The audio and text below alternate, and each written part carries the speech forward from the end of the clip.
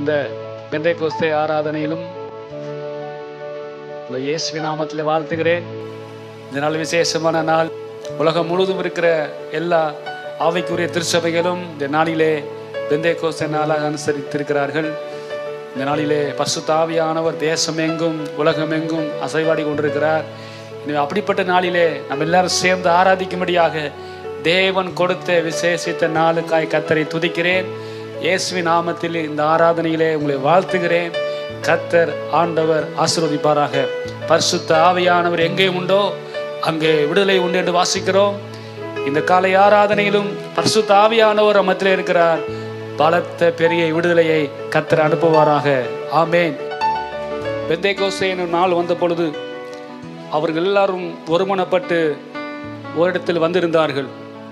அப்பொழுது பலத்த காற்று அடிக்கிற முழக்கம் போல் வானத்திலிருந்து சடுதியாய் ஒரு முழக்கம் உண்டாகி அவர்கள் உட்கார்ந்திருந்த வீடு முழுவதும் நிரப்பிட்டு என்று வாசிக்கிறோம். இந்த பெந்தைக்கோஸ்தே ஆராதனைக்கு வந்திருக்கிற யாவரையும் இயேசுவின் நாமத்திலே வாழ்த்தி வரவேற்கிறேன். விசேஷித்த பரிசுத்தாவின் அருள்மாரிக்காக நம்ம எல்லாரும் காத்திருப்போம். ஆண்டவர் இந்த விசேஷித்த ஆராதனையிலே நீங்கள் வீடுகளில் இருந்தாலும் உங்கள் தேவ பிரசன்னத்தை உணரும்படியாக வானம் திறக்கப்பட்டு தேவ மகிமையால் நிரப்பப்படுவதற்கு தேவ கிருபை உங்கள் மத்தியில் ஆளுகை செய்வதாக. சோத்திரம். இந்த நாளிலே நாம் எல்லாரும் ஆயத்தப்படுத்தி நம்ம எல்லாரும் ஆயத்தத்தோடு தேவ பிரசன்னத்தில் வாஞ்சியோடு காத்திருக்கிற பொழுது ஆண்டவர் வல்லமையாக நம் நிரப்புவராக. நாம் யாவரும் சேர்ந்து ஒரு பாடலை பாடி ஆண்டவர் நாமத்தை நாம் மையப்படுத்த போகிறோம். பெந்தைக்கோஸ்தே அனுபவம் தாருமே பின்மாறி ஆவி ஊட்டுமே என்ற பாடலை நாம் எல்லாரும் சேர்ந்து பாடும் எல்லாரும் சேர்ந்து நாம் எல்லாரும் சேர்ந்து கர்த்தரை பாடி ஆராதிக்க போகிறோம். ஹல்லேலூயா. Yeah.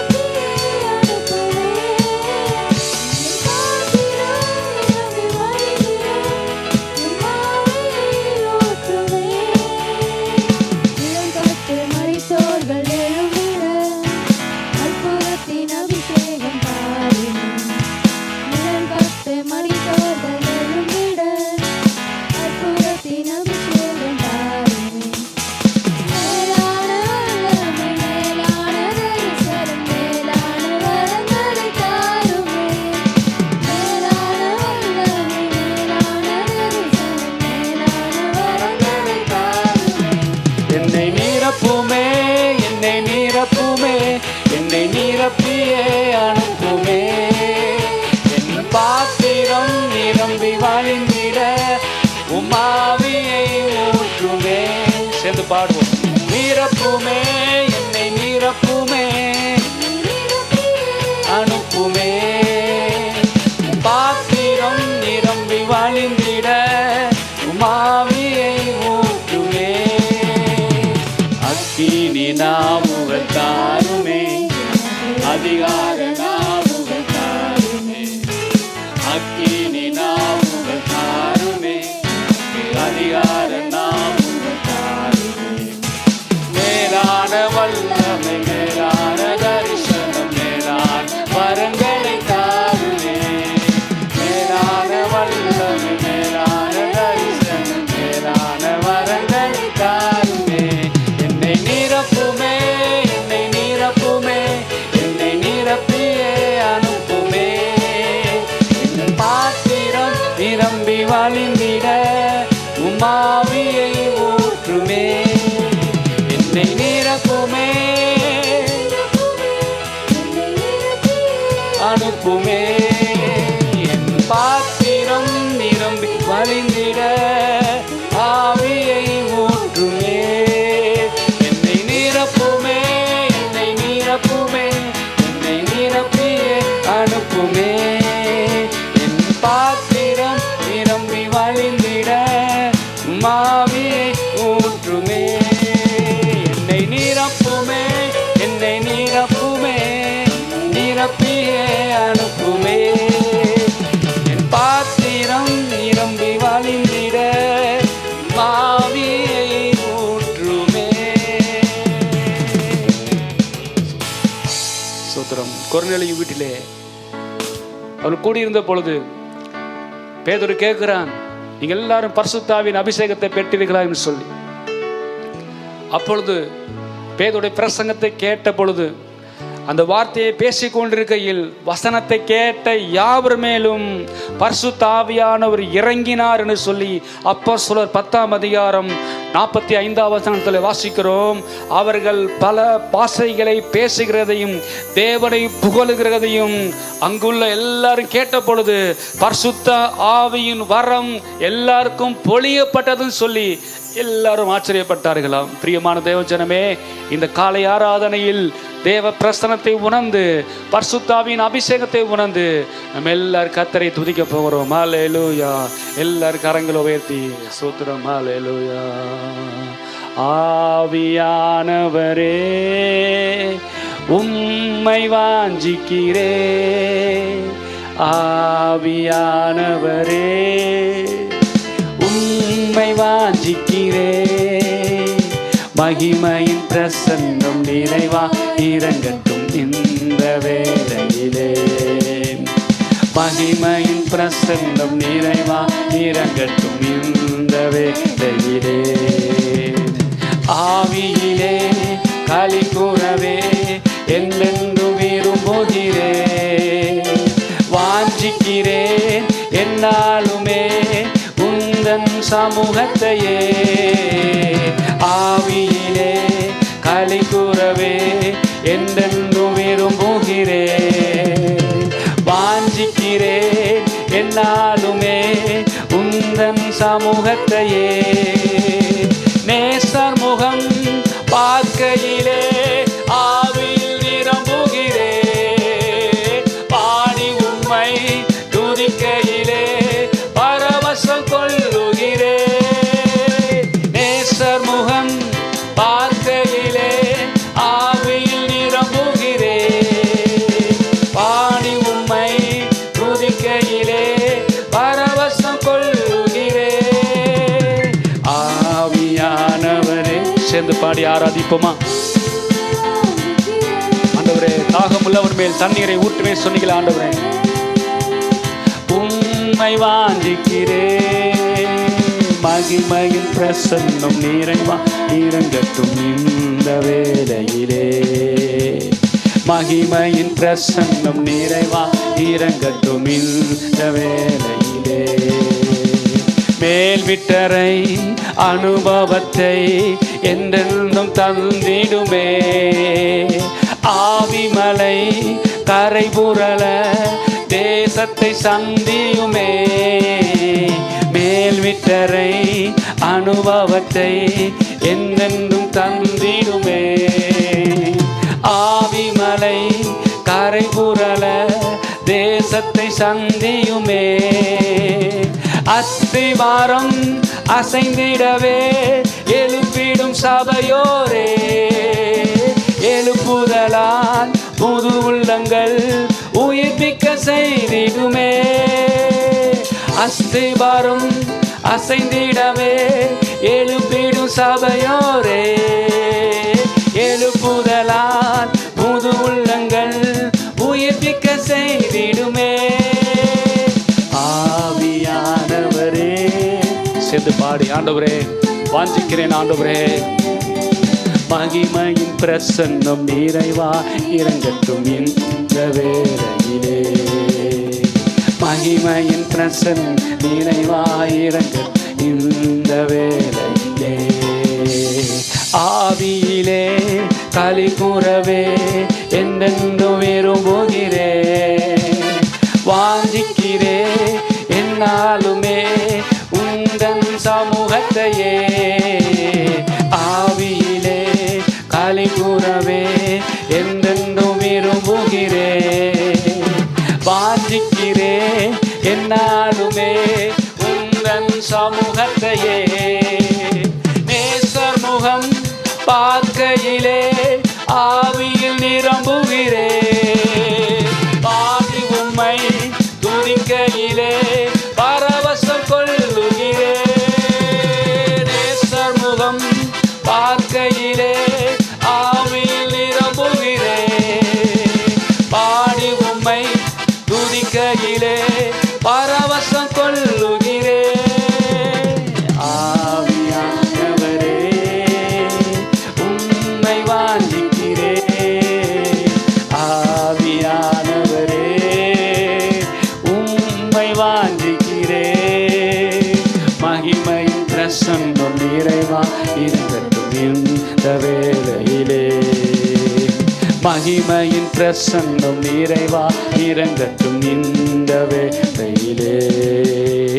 மகிமையின் பிரசன்னம் காலை ஆராதனையிலே ஒரு மகிமையின் பிரசன்னம் மேல் வீட்டறையிலே குடியிருந்த பொழுதும் சோத்திரம் வானத்திலிருந்து தேவ பிரசன்னம் இறங்கி நிரப்பப்பட்டது போல இந்த காலை ஆராதனையிலும் ஹல்லேலூயா மகிமையின் பிரசன்னம் நீங்கள் இருக்கிற வீடுகளிலே இருக்கிற இடத்திலே தேவன் தம்முடைய அருள்மாரியை தேவன் தம்முடைய பின்மாரியின் அபிஷேகத்தை கர்த்தர் ஊற்றி கொண்டிருக்கிறார். ஹல்லேலூயா. தாகம் உள்ளவன் மேல் நான் தண்ணீரை ஊற்றுவேன் என்று சொன்னார். ஹல்லேலூயா. இந்த காலை நேரத்தில் யாரெல்லாம் தாகத்தோடு, யாரெல்லாம் வாஞ்சையோடு, யாரெல்லாம் விருப்பத்தோடு ஆண்டவரே பரிசுத்த ஆவியானுடைய அபிஷேகம் எனக்கு தேவை என்று சொல்லி யாரெல்லாம் வாஞ்சித்துக் கொண்டிருக்கிறீர்களோ உங்க மேல தேவன் தம்முடைய மகிமையை ஆவி ஊற்றி நிரப்ப போகிறார். ஹல்லேலூயா. மகிமையின் பிரசன்னம் நிறைவா இறங்கட்டும் இந்த வேளையிலே. ஹல்லேலூயா. எல்லாரும் கரங்களை வைத்து சொல்லுவோம். வானம் திறக்கப்பட்டிருக்கிறது. ஹல்லேலூயா. சோத்திரம். ஹல்லேலூயா. ஓ ஹல்லேலூயா. இயேசுவானவர் சோத்திரம். அருமையானவர்களே, ஞானஸ்தானம் எடுத்து கரையேறிய பொழுது வானம் திறக்கப்பட்டு சோத்திரம் புறாவை போல பரிசுத்த ஆவியானவர் இயேசுவின் மேல் வந்து அமர்ந்தார் என்று சொல்லப்பட்டிருக்கிறது. இந்த காலை நேரத்திலும் நான் ஆவியிலே பார்க்கிறேன், வானம் திறக்கப்பட்டிருக்கிறது. தேவ பிரசன்னம் அளவில்லாமல் நிரப்பப்பட்டு கொண்டிருக்கிறது. எல்லார் கரங்களை உயர்த்தி நாம் எல்லார் கர்த்தரை துதிப்போம். ஹல்லேலூயா. ஹல்லேலூயா. ரபதர சந்தர பாபா. கடைசி நாட்களிலே கடாட்சிக்கும் தேவனவர். கடைசி நாட்களிலே கடாட்சிக்கும் தேவனவர். மாமிசமானோர் யாவர் மேலும் மாரியை பொழிவேன் என்றார். அருள் மாரியை பொழிவேன் என்றார். மாமிசமானோர் யாவர் மீதும் மாரியை பொழிவேன் என்றார். அருள் மாரியை பொழிவேன் என்றார்.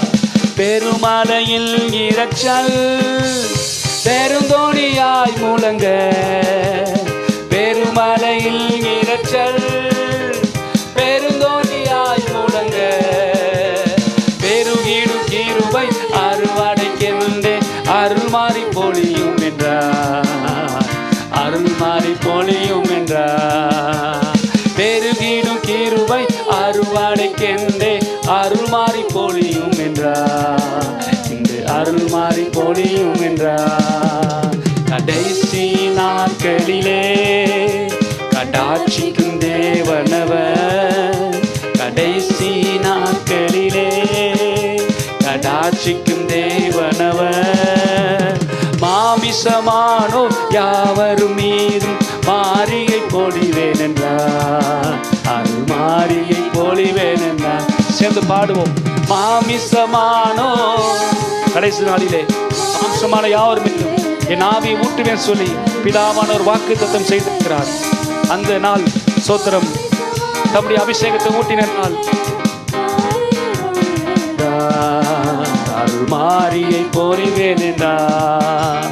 தரிசனம் கண்டிடுவார் கரிசனை உள்ளோரெல்லாம் தரிசனம் கண்டிடுவார் கரிசனை உள்ளோரெல்லாம் பரிசுத்தவான்கள் கூடி மகிழ்வா மாறிதனை கண்டபின் அருள் மாறிதனை கண்டபின் பரிசுத்தவான்கள் கூடி மகிழ்வா மாறிதனை கண்டபின் அருள் மாறிதனை கண்டபின் கடைசி நாட்களிலே கடாட்சிக்கும் தேவனவர் கடைசி நாட்களிலே கடாட்சிக்கும் தேவனவர் மாமிசமானோர் யாவரும் மீதும் மாரியை பொழிவேன் என்றார் அருள் மாரியை பொழிவேன் என்றார். மாமிசமானோர் யாவரும் மீதும் மாரியை பொழிவேன் என்றார் அருள் மாரியை பொழிவேன் என்றார். பொழிந்திடும் வல்லமை உன்னதத்தின் வல்லமை ஆவியின் வல்லமை அக்கினியின் சேர்ந்து பாடுவோம். பொழிந்திடும் வல்லமை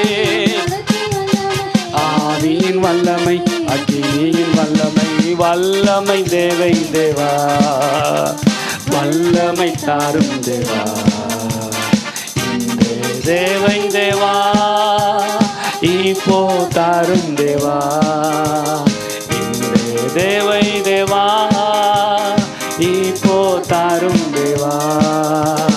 பொழிந்திடும் வல்லமை உன்னதத்தின் வல்லமை ஆவியின் வல்லமை அக்கினியின் வல்லமை பொழிந்திடும் வல்லமை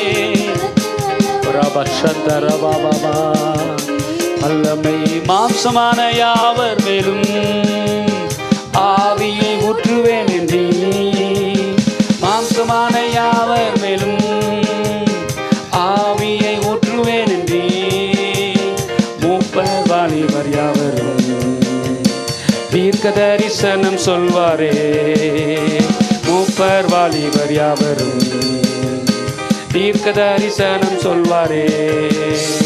பொழிந்திடும் வல்லமை உன்னதத்தின் வல்லமை ஆவியின் வல்லமை அக்கினியின் வல்லமை பொழிந்திடும் வல்லமை ரபசந்தர பாபா ஓ பொழிந்திடும் வல்லமை உன்னதத்தின் வல்லமை ஆவியின் வல்லமை அக்கினியின் வல்லமை பொழிந்திடும் வல்லமை. எல்லாரும் சேர்ந்து ஆராதிப்போம். தேவ பிரசனத்தை உணர்ந்து பெந்தேகோஸ்தே நாளை போல பெரிதான முழக்கத்தோடு பெந்தேகோஸ்தே நாளை போல பெரிதான முழக்கத்தோடு வல்லமையாக இறங்கி வாரங்களினாலே நிரப்பும் வல்லமையாக இறங்கி வாரங்களினாலே நிரப்பும். சேர்ந்து பாடுவோம். பொழிந்திடும் வல்லமை உன்னதத்தின் வல்லமை ஆவியின் வல்லமை அக்கினியின் வல்லமை பொழிந்திடும் வல்லமை ரமதர சந்தர பாபா வல்லமை பொழிந்திடும் வல்லமை ஆவியின் வல்லமை அக்கினியின் வல்லமை பொழிந்திடும் வல்லமை அக்கினியின் வல்லமை பொழிந்திடும் வல்லமை. தேவ பிரசனத்தை உணர்ந்து இந்த காலை ஆராதனையில் எல்லாரும் சேர்ந்து ஆராதிப்போமாக. உன்னதத்தின் வல்லமை, ஆவியின் வல்லமை, அக்கினியின் வல்லமை பொழிந்திடும் வல்லமை. ஆவியின் வல்லமை, அக்கினியின் வல்லமை பொழிந்திடும் வல்லமை. எல்லாரும் சேர்ந்து ஆராதிப்போம். என் பாத்திரம் நிரம்பி நிரம்பி வழிகின்றதே, வழிந்து ஓடுகின்றதே. என் பாத்திரம் நிரம்பி நிரம்பி வழிகின்றதே, வழிந்து ஓடுகின்றதே. எனக்குள்ள ஜீவமூற்று, அது வற்றாது ஒரு நாளும். எனக்குள்ள ஜீவமூற்று, அது வற்றாது ஒரு நாளும். என் பாத்திரம் நிரம்பி நிரம்பி வழிகின்றதே, வழிந்து ஓடுகின்றதே. சேர்ந்து பாடுவோம். என் பாத்திரம் நிரம்பி நிரம்பி வழிகின்றதே, நிரம்பி ஓடுகின்றதே. அபிஷேக நதினாலே அகிலமெங்கும் பரவிடுமே. அபிஷேக, எல்லாரும் சொல்லுவோம் மெல்ல. ஒரு அபிஷேக நதி நமக்குள் ஆவியானவர் இருக்கிறார். நாம் எங்கெல்லாம் போகிறோமோ அங்கெல்லாம் தேவ ஆவியானவர் மத்தியில் அசைவாடுவார். ஓ அபிஷேக நதினாலே அகிலம் எங்கும் பரவிடுவே. ஏராளமாய் மீன்கள், திரளான உயிரினங்கள். ஏராளமாய் மீன்கள், திரளான உயிரினங்கள். நதிவாயும் இடமெல்லாம், நான் போகும் இடமெல்லாம். நதிவாயும் இடமெல்லாம், நான் போகும் இடமெல்லாம். என் பாத்திரம் நிரம்பி நிரம்பி வழிகின்றதே, வழிந்து ஓடுகின்றதே. என் பாத்திரம் நிரம்பி நிரம்பி வழிகின்றதே, வழிந்து ஓடுகின்றதே. என் பாத்திரம் நிரம்பி நிரம்பி வழிகின்றதே, வழிந்து ஓடுகின்றதே. என் பாத்திரம் நிரம்பி நிரம்பி. எல்லாரும் சொல்லுவோம். என் பாத்திரம் நிரம்பி வழிகின்றதே, வழிந்து ஓடுகின்றதே. எல்லாரும் சொல்லுவோம். என் பாத்திரம் நிரம்பி நிரம்பி வழிகின்றதே, நிரம்பி ஓடுகின்றதே. என் பாத்திரம் நிரம்பி நிரம்பி வழிகின்றதே. எனக்குள்ளே ஜீவமூற்று, அது வற்றாது ஒரு நாளும். எனக்குள்ளே ஜீவமூற்று, அது வற்றாது ஒரு நாளும். எனக்குள்ளே ஜீவமூற்று. ஆண்டவர் சொன்னார், என்னை விசுவாசிக்கிறவனுக்குள்ளாக ஜீவ நதி புறப்பட்டு வரும் என்று சொன்னார். சமாரிய ஸ்திரீ கேட்கிறார், தாகத்துக்கு சோத்திரம் தாய் என்று சொன்ன பொழுது, அருமையானவர்களே சோத்திரம், ஆண்டவர் சொன்னார், நான் கொடுக்கும் தண்ணீரை பருகிறவனுக்கு அது ஜீவ நதியாக இருக்கும், அது வற்றாத நதியாக இருக்கும் என்று சொன்னார். தம்மை விசுவாசிக்கிறவர்கள் அடைய போகிற ஆவியானவரை குறித்து அவர் அப்படியாக சொன்னார். இந்த காலை நேரத்திலும் நம் விசுவாசிக்கிற ஒவ்வொருத்தருக்குள்ளாக தேவ தம்முடைய விசேஷித்த ஆவி ஊற்றி ஆண்டவர் நிரப்புவாராக. அது வற்றாது ஒரு நாளும். உலர்ந்த எலும்புகள் உயிர் பெற்று எழ வேண்டும், ஒன்று சேர்ந்து முழு மனிதனாக வேண்டும். சேர்ந்து பாடுவோம். உலர்ந்த எலும்புகள் உயிர் பெற்று எழ வேண்டும், ஒன்று சேர்ந்து முழு மனிதனாக வேண்டும்.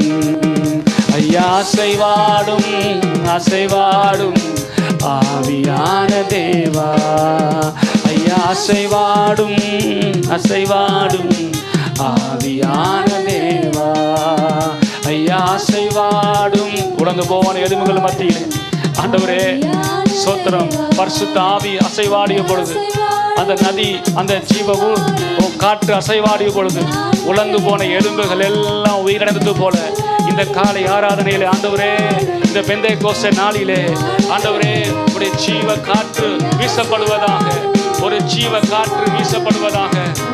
யான தேவா ஐயா, அசைவாடும் அசைவாடும் ஆவியான தேவா, நரம்புகள் உருவாகட்டும், உன் சிந்தை உண்டாகட்டும், நரம்புகள் உருவாகட்டும், உன் சிந்தை உணவாகட்டும்.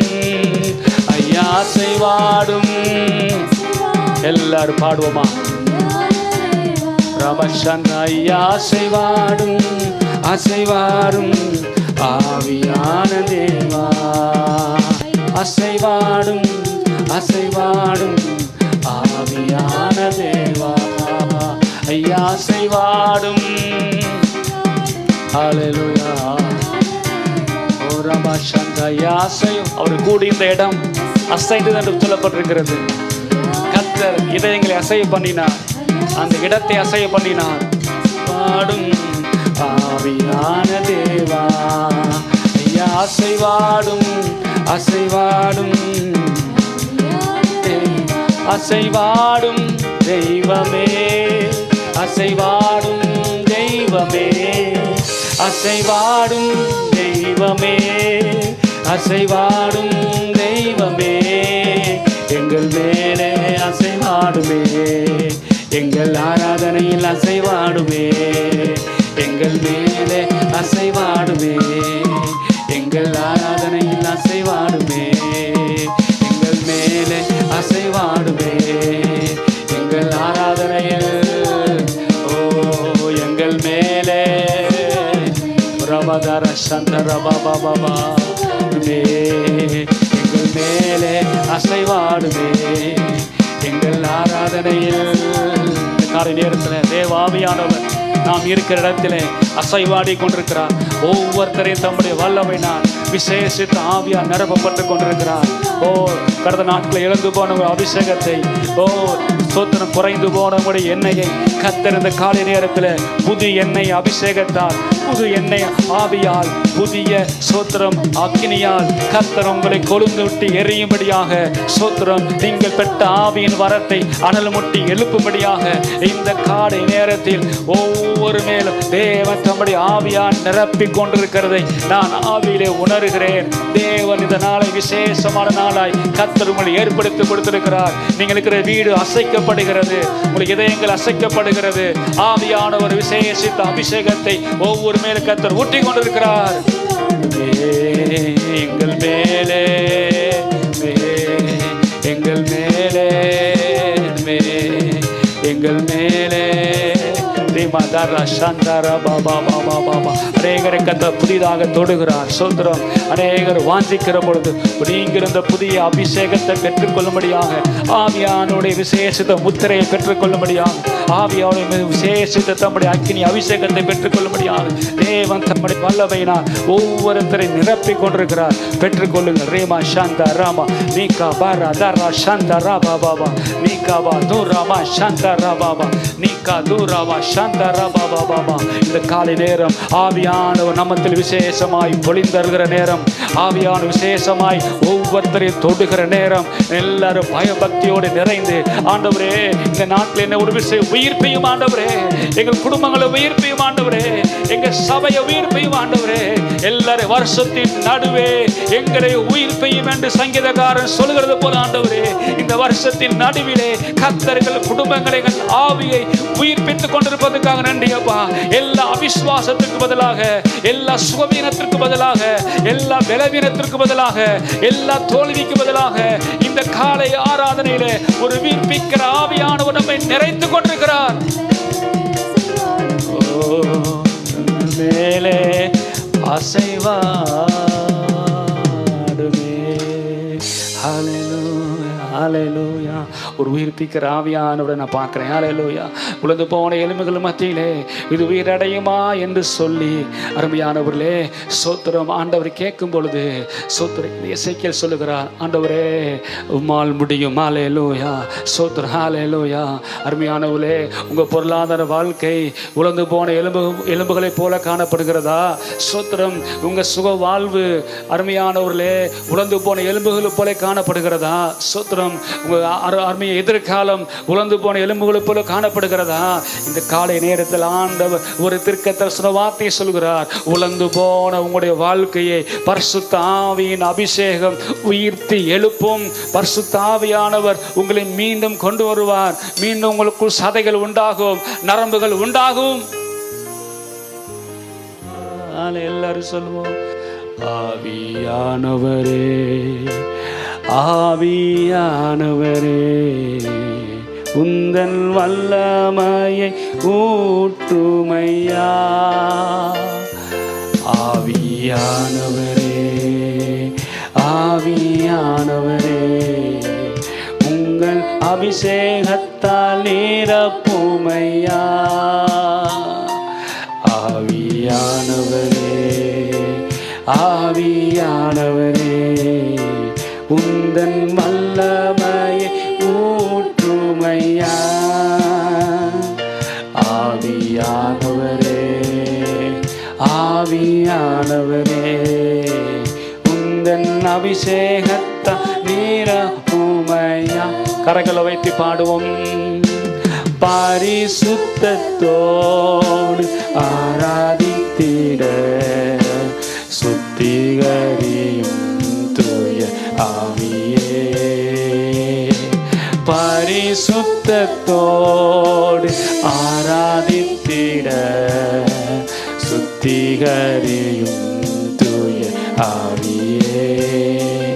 ஆவியானவரே ஆவியானவரே உந்தன் வல்லமையை ஊற்றுமையா. ஆவியானவரே ஆவியானவரே உந்தன் அபிஷேகத்தால் நிரப்புமையா. ஏசாயாவின் உதடுகள் தொட்ட தேவா எந்த உதடுகளை தொடுமே. ஏசாயாவின் நாவுகளை தொட்ட தேவா எந்த உதடுகளை தொடுமே. ஆவியானவரே ஆவியானவரே உந்தன் வல்லமையை ஊற்றுமையா. எல்லாரும் சேர்ந்து பாடுவோம். ஆவியானவரே ஆவியானவரே உந்தன் அபிஷேகத்தால் நிரப்புமையா. ரூவா காற்றே ரூவா காற்றே சுவாச காற்றே என்னை உயிர்ப்பியுமே. ரூவா காற்றே ரூவா காற்றே சுவாச காற்றே என்னை உயிர்ப்பியுமே. ரூவா காற்றே ரூவா காற்றே சுவாச காற்றே என்னை உயிர்ப்பியுமே. ஆவியானவரே ஆவியானவரே உந்தன் வல்லமையை ஊற்றுமையா. ஆவியானவரே ஆவியானவரே உந்தன் அபிஷேகத்தால் நிரப்புமையா. அக்கினியின் நாவுகள் இறங்கட்டுமே. வல்லமையால் ஒளிய நான் செய்திட. அக்கினியின் நாவுகள் இறங்கட்டுமே. வல்லமையால் ஒளிய நான் செய்திட. ஆவியானவரே எல்லா கரங்களை உயர்த்தி இந்த காலை நேரத்தில் விசேஷித்த ஆவியானவர் ஓ ரம Shantara Baba Baba. Hallelujah. Oh Ramadara Shantara Baba. எல்லாரும் குடும்பமாக இணைந்து ஆவியானவரே எல்லாரும் சொல்லுவோமா? ஆவியானவரே ஆவியானவரே உந்தன் வல்லமையை ஊற்றுமையா. ஆவியானவரே ஆவியானவரே உந்தன் அபிஷேகத்தா. எல்லார் கரங்களை உயர்த்தி ரூவா காற்றே ரூவா காற்றே ரூவா காற்றே சுவாச காற்றே என்னை உயிர்ப்பியுமே. ரூவா காற்றே ரூவா காற்றே சுவாச காற்றே என்னை உயிர்ப்பியுமே. ரூவா காற்றே ரூவா காற்றே சுவாச காற்றே என்னை உயிர்ப்பியுமே. ரூவா காற்றே விசேஷித்த கர்த்தருடைய மகிமை உயிர்ப்பியுமே. ரூவா காற்றே ரூவா காற்றே சுவாச காற்றே என்னை உயிர்ப்பியுமே. ஹல்லேலூயா ஸ்தோத்திரம். ஹல்லேலூயா. ஆண்டவர் தம்முடைய விசேஷ சுவாச காற்றை மனுஷன் மேல் ஊதினார் வாசிக்கிறோம். அவன் ஜீவ ஆத்மாவாக மாறினான். ஹல்லேலூயா ஸ்தோத்திரம். தேவனுடைய சுவாச காற்றுக்கு பேர் தான் ரூவா. ஸ்தோத்திரம். அருமையானவளே ரூவா காற்று ஸ்தோத்திரம் இந்த காலை நேரத்தில் உங்கள் ஒவ்வொரு மேலும் ஊற்றப்பட்டு கொண்டிருக்கிறது. அதான் பலத்த காற்று அடிக்கிற முழக்கம் போல அந்த இடம் முழுதும் நிரப்பிட்டு. ஹல்லேலூயா. இந்த காலை நேரத்தில் விசேஷித்த கர்த்தருடைய ஆவியானவரால் நான் நிரப்பப்படுவோமாக. தம்முடைய மகிமையால் நாம் நிரப்பப்படுவோமாக. கர்த்தர் ஆளுகை செய்வாராக. ஆண்டவரே எல்லாரும் கரங்களை உயர்த்தி இந்த பரிசுத்தாவின் அபிஷேகம் எப்படி அருமையான ஒரு ஜனங்களுக்கு ஊற்றப்பட்டு ஒரு பெரிய எழுப்புதல் அடைந்தார்களோ அதுபோல நம்முடைய தேசத்து மேலே தேவன் தம்முடைய ஆவியை ஊற்றும்படியாக எல்லாரும் கரங்களை உயர்த்தி சொல்லுவோம். ஆண்டவரே எங்கள் தேசத்து மேலே நம்முடைய விசேஷத்த ஆவியான பிரசனை இறங்கட்டும்ப்பா. விசேஷத்த நம்முடைய மகிமை இறங்கட்டும் ஆண்டவரே. விசேஷத்த கர்த்தருடைய வல்லமை இறங்கட்டும் ஆண்டவர். எல்லாரும் கேட்போம். ஹல்லேலூயா. உலர்ந்து போன எலும்புகள் மத்தியிலே ஆண்டவரே ஸ்தோத்திரம் ஆவியான அசைவாடிய பொழுது உலர்ந்து போன எல்லாம் மாறியது போல ஆண்டவரே எங்கள் தேசத்திற்கிற இப்படிப்பட்ட சூழ்நிலைகள் எல்லாம் உலர்ந்து போன எல்லா காரியமும் இயேசுவின் நாமத்தில் உயிரடைவதாக. எல்லாம் சோமனுவரா பாபா. நாம் திரும்ப கட்டி எழுப்புவேன் வார்த்தையின்படியாக எங்கள் தேசம் மீண்டும் கட்டி எழுப்பப்படுவதாக, மீண்டும் ஆசீர்வதிக்கப்படுவதாக. ஆண்டவரே ஒரு பெரிய பின்மாறி மலையை எங்கள் தேசத்தில் ஊற்றுமாண்டவரே. எல்லாரும் ஜெபம் பண்ணுவோம். கரங்களை உயர்த்தி எல்லாரும் ஜெபம் பண்ணுவோம். குடும்பத்தில் இருக்கிற எல்லாரும் ஆண்டவரே ஒரு முன்மாறி மலையை பெய்ய பண்ணினீரே ஆண்டவரே. இந்த ஆண்டவரே நாட்களிலே ஆண்டவரே பின்மாறியின் அபிஷேகத்தை கர்த்தர் நாங்கள் பார்க்கும்படியாக ஒரு பெரிய எழுப்புதலை நாங்கள் பார்க்கும்படியாக ஆண்டவரே ஆயிரமான ஜனங்கள் கர்த்தர் பக்கமாய் திருப்பப்படும்படியாக ஒரு பெரிய எழுப்புதல் அக்கினியை நாங்கள் பார்க்கும்படியாக ஆண்டவரே இந்த காலத்தில் தேவனுடைய அபிஷேகம் எங்கள் தேவை. பரிசுத்தாவின் வல்லமை எங்களுக்கு தேவை. எங்கள் தேசம் ஆண்டவரே ஸ்தோத்திரம் ஆண்டவரே மனுஷனுடைய வல்லமையை பார்த்து விட்டது, அதிகாரத்தின் வல்லமையை பார்த்து விட்டது, பணத்தின் வல்லமையை பார்த்து விட்டது, இயந்திரத்தின் வல்லமையை பார்த்து விட்டது ஆண்டவரே, அசுத்தாவின் வல்லமைகளை பார்த்து விட்டது. பரிசுத்தாவின் வல்லமையை எங்க தேசம் பார்க்கட்டும். ராதா ராதா சந்தரா பாபா. ஹல்லேலூயா. ராதா ராதா சந்தரா பாபா. ஆண்டவரே எங்க தேசம் அசைக்கப்படட்டும். ஒரு எல்லாரும் ஜெபம் பண்ணுவோம். ஆண்டவரே தேவ சமுத்திரம் நாம் ஜெபம் பண்ணுவோம். ஆண்டவரே எங்க தேசம் கர்த்தரை அறிய போகிறதுக்காக நன்றி ஆண்டவரே. ஒரு பெரிய பின்மாறி மலையை எங்க தேசம் பார்க்க போகிறதுக்காக நன்றி ஆண்டவரே. ஒரு பெரிய எழுப்புதலை நாங்கள் பார்க்க போகிறோம் ஆண்டவரே. தாவைகளை தாழ்த்தி விரும்பியாக்குறோம். ஆளுகைக்கு நேராக விட்டு கொடுக்கிறோம். ஆசீர்வதி இயேசு மூலம் ஜெபிக்கிறோம் எங்கள் நல்ல பிதாவே. யாவரும் சேர்ந்து அப்போஸ்தலர் 2ஆம் அதிகாரம் 1 முதல் நம்ம எல்லாரும் சேர்ந்து வாசிக்க போகிறோம். இந்த நாளிலே பெந்தேகோஸ்தே ஆராதனையிலே அப்போஸ்தலர் 2ஆம் அதிகாரம் விசேஷமான ஒரு அதிகாரம். அந்த நாளிலே பரிசுத்த ஆவியானவர் ஊற்றப்பட்ட அந்த வசனத்தை யாவரும் சேர்ந்து நாம் வாசிப்போமாக. ஆமென். பெந்தேகோஸ்தே என்னும் நாள் வந்தபோது அவர்கள் எல்லாரும் ஒருமனப்பட்டு ஓரிடத்தில் வந்திருந்தார்கள். அப்பொழுது பலத்த காற்று அடிக்கிற முழக்கம் போல வானத்திலிருந்து சடுதியாய் ஒரு முழக்கம் உண்டாகி அவர்கள் உட்கார்ந்திருந்த வீடு முழுவதையும் நிரப்பிற்று. அல்லாமலும் அக்னிமயமான நாவுகள் போல பிரிந்திருக்கும் நாவுகள் அவர்களுக்கு காணப்பட்டு அவர்கள் ஒவ்வொருவர் மேலும் வந்து அமர்ந்தது. அவர்கள் எல்லாரும் பரிசுத்த ஆவியினாலே நிரப்பப்பட்டு ஆவியானவர் தங்களுக்கு தந்தருளின வரத்தின்படியே வெவ்வேறு பாஷைகளிலே பேசத் தொடங்கினார்கள். வானத்தின் கீழிருக்கிற சகல தேசத்தாரிலுமிருந்து வந்த தேவபக்தியுள்ள யூதர்கள் அப்பொழுது எருசலேமிலே வாசம் பண்ணினார்கள். அந்த சத்தம் உண்டான போது திரளான ஜனங்கள் கூடி வந்து தங்கள் தங்கள் பாஷையிலே அவர்கள் பேசுகிறதை அவரவர்கள் கேட்டபடியினாலே கலக்கமடைந்தார்கள். எல்லாரும் பிரமித்து ஆச்சரியப்பட்டு ஒருவரை ஒருவர் பார்த்து, இதோ பேசுகிற இவர்கள் எல்லாரும் கலிலேயர் அல்லவா? அப்படி இருக்க நம்மில் அவரவர்களுடைய ஜென்ம பாஷைகளிலே இவர்கள் பேச கேட்கிறோமே, இதெப்படி?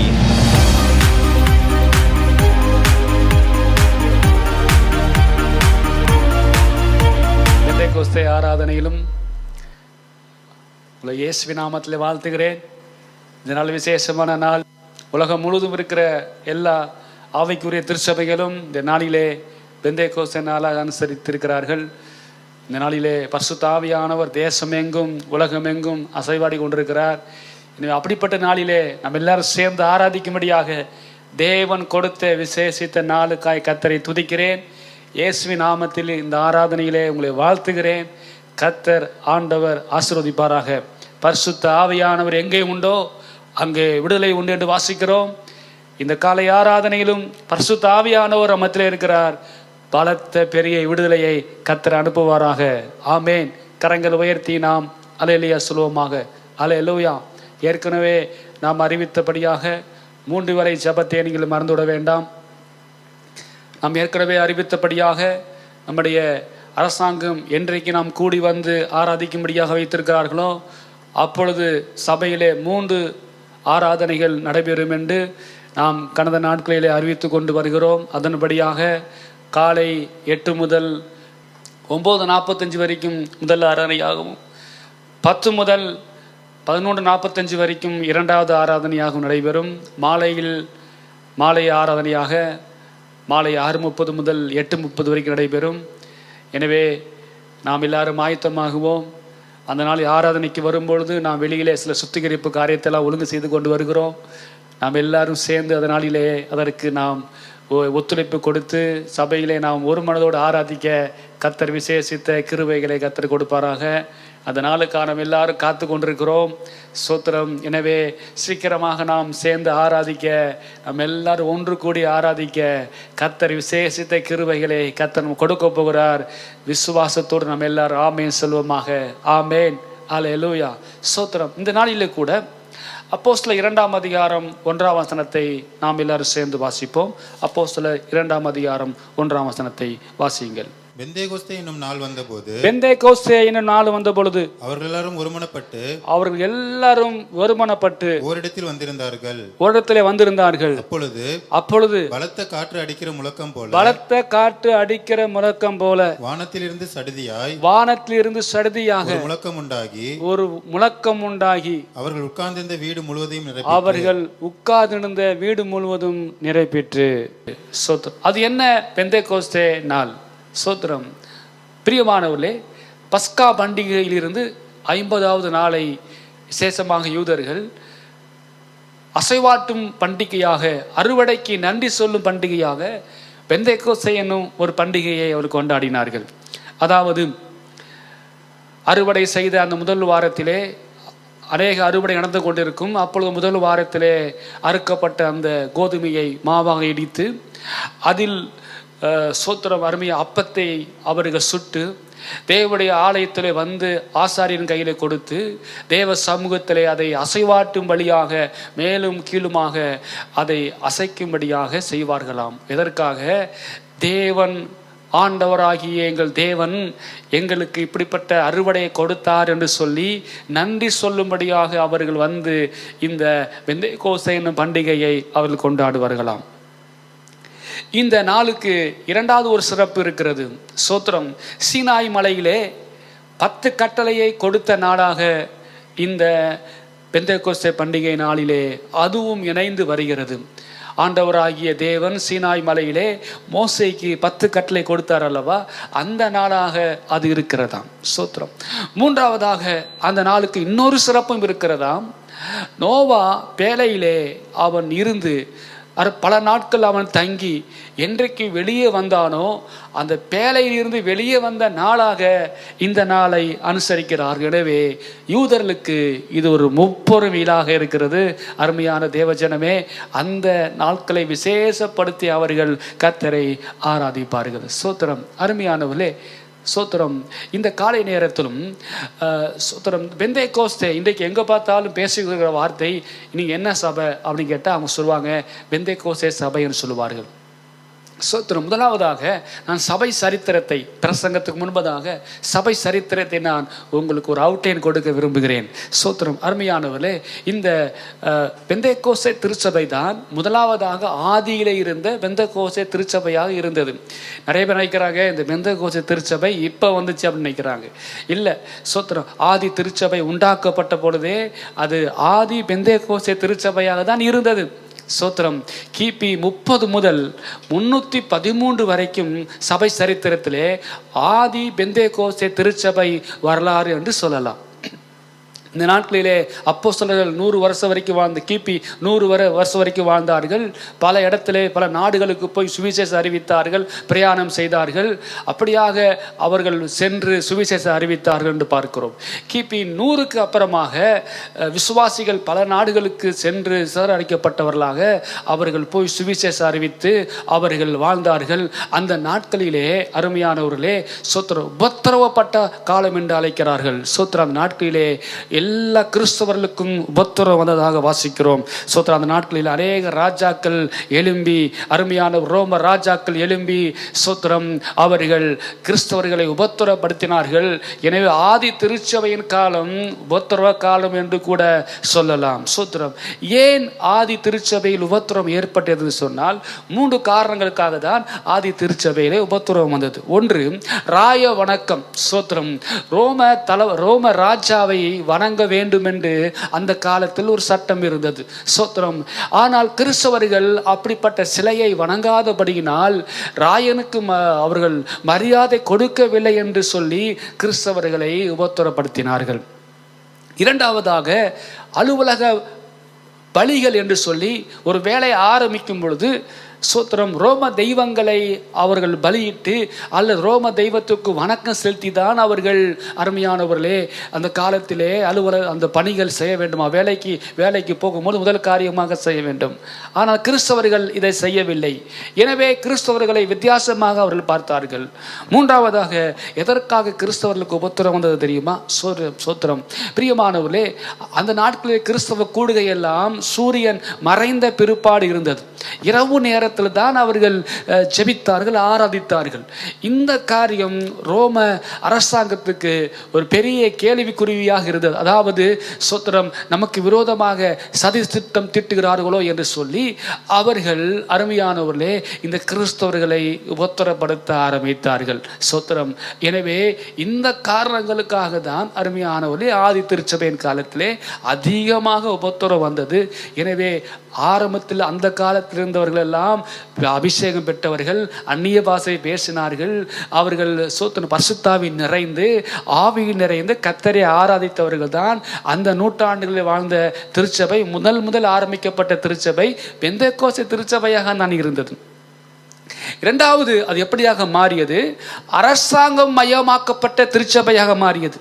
கிபி 313 முதல் 476 வரைக்கும் சபை சரித்திரத்தில் படித்து பார்த்தால் இது அரசாங்க திருச்சபையாக மாறியது.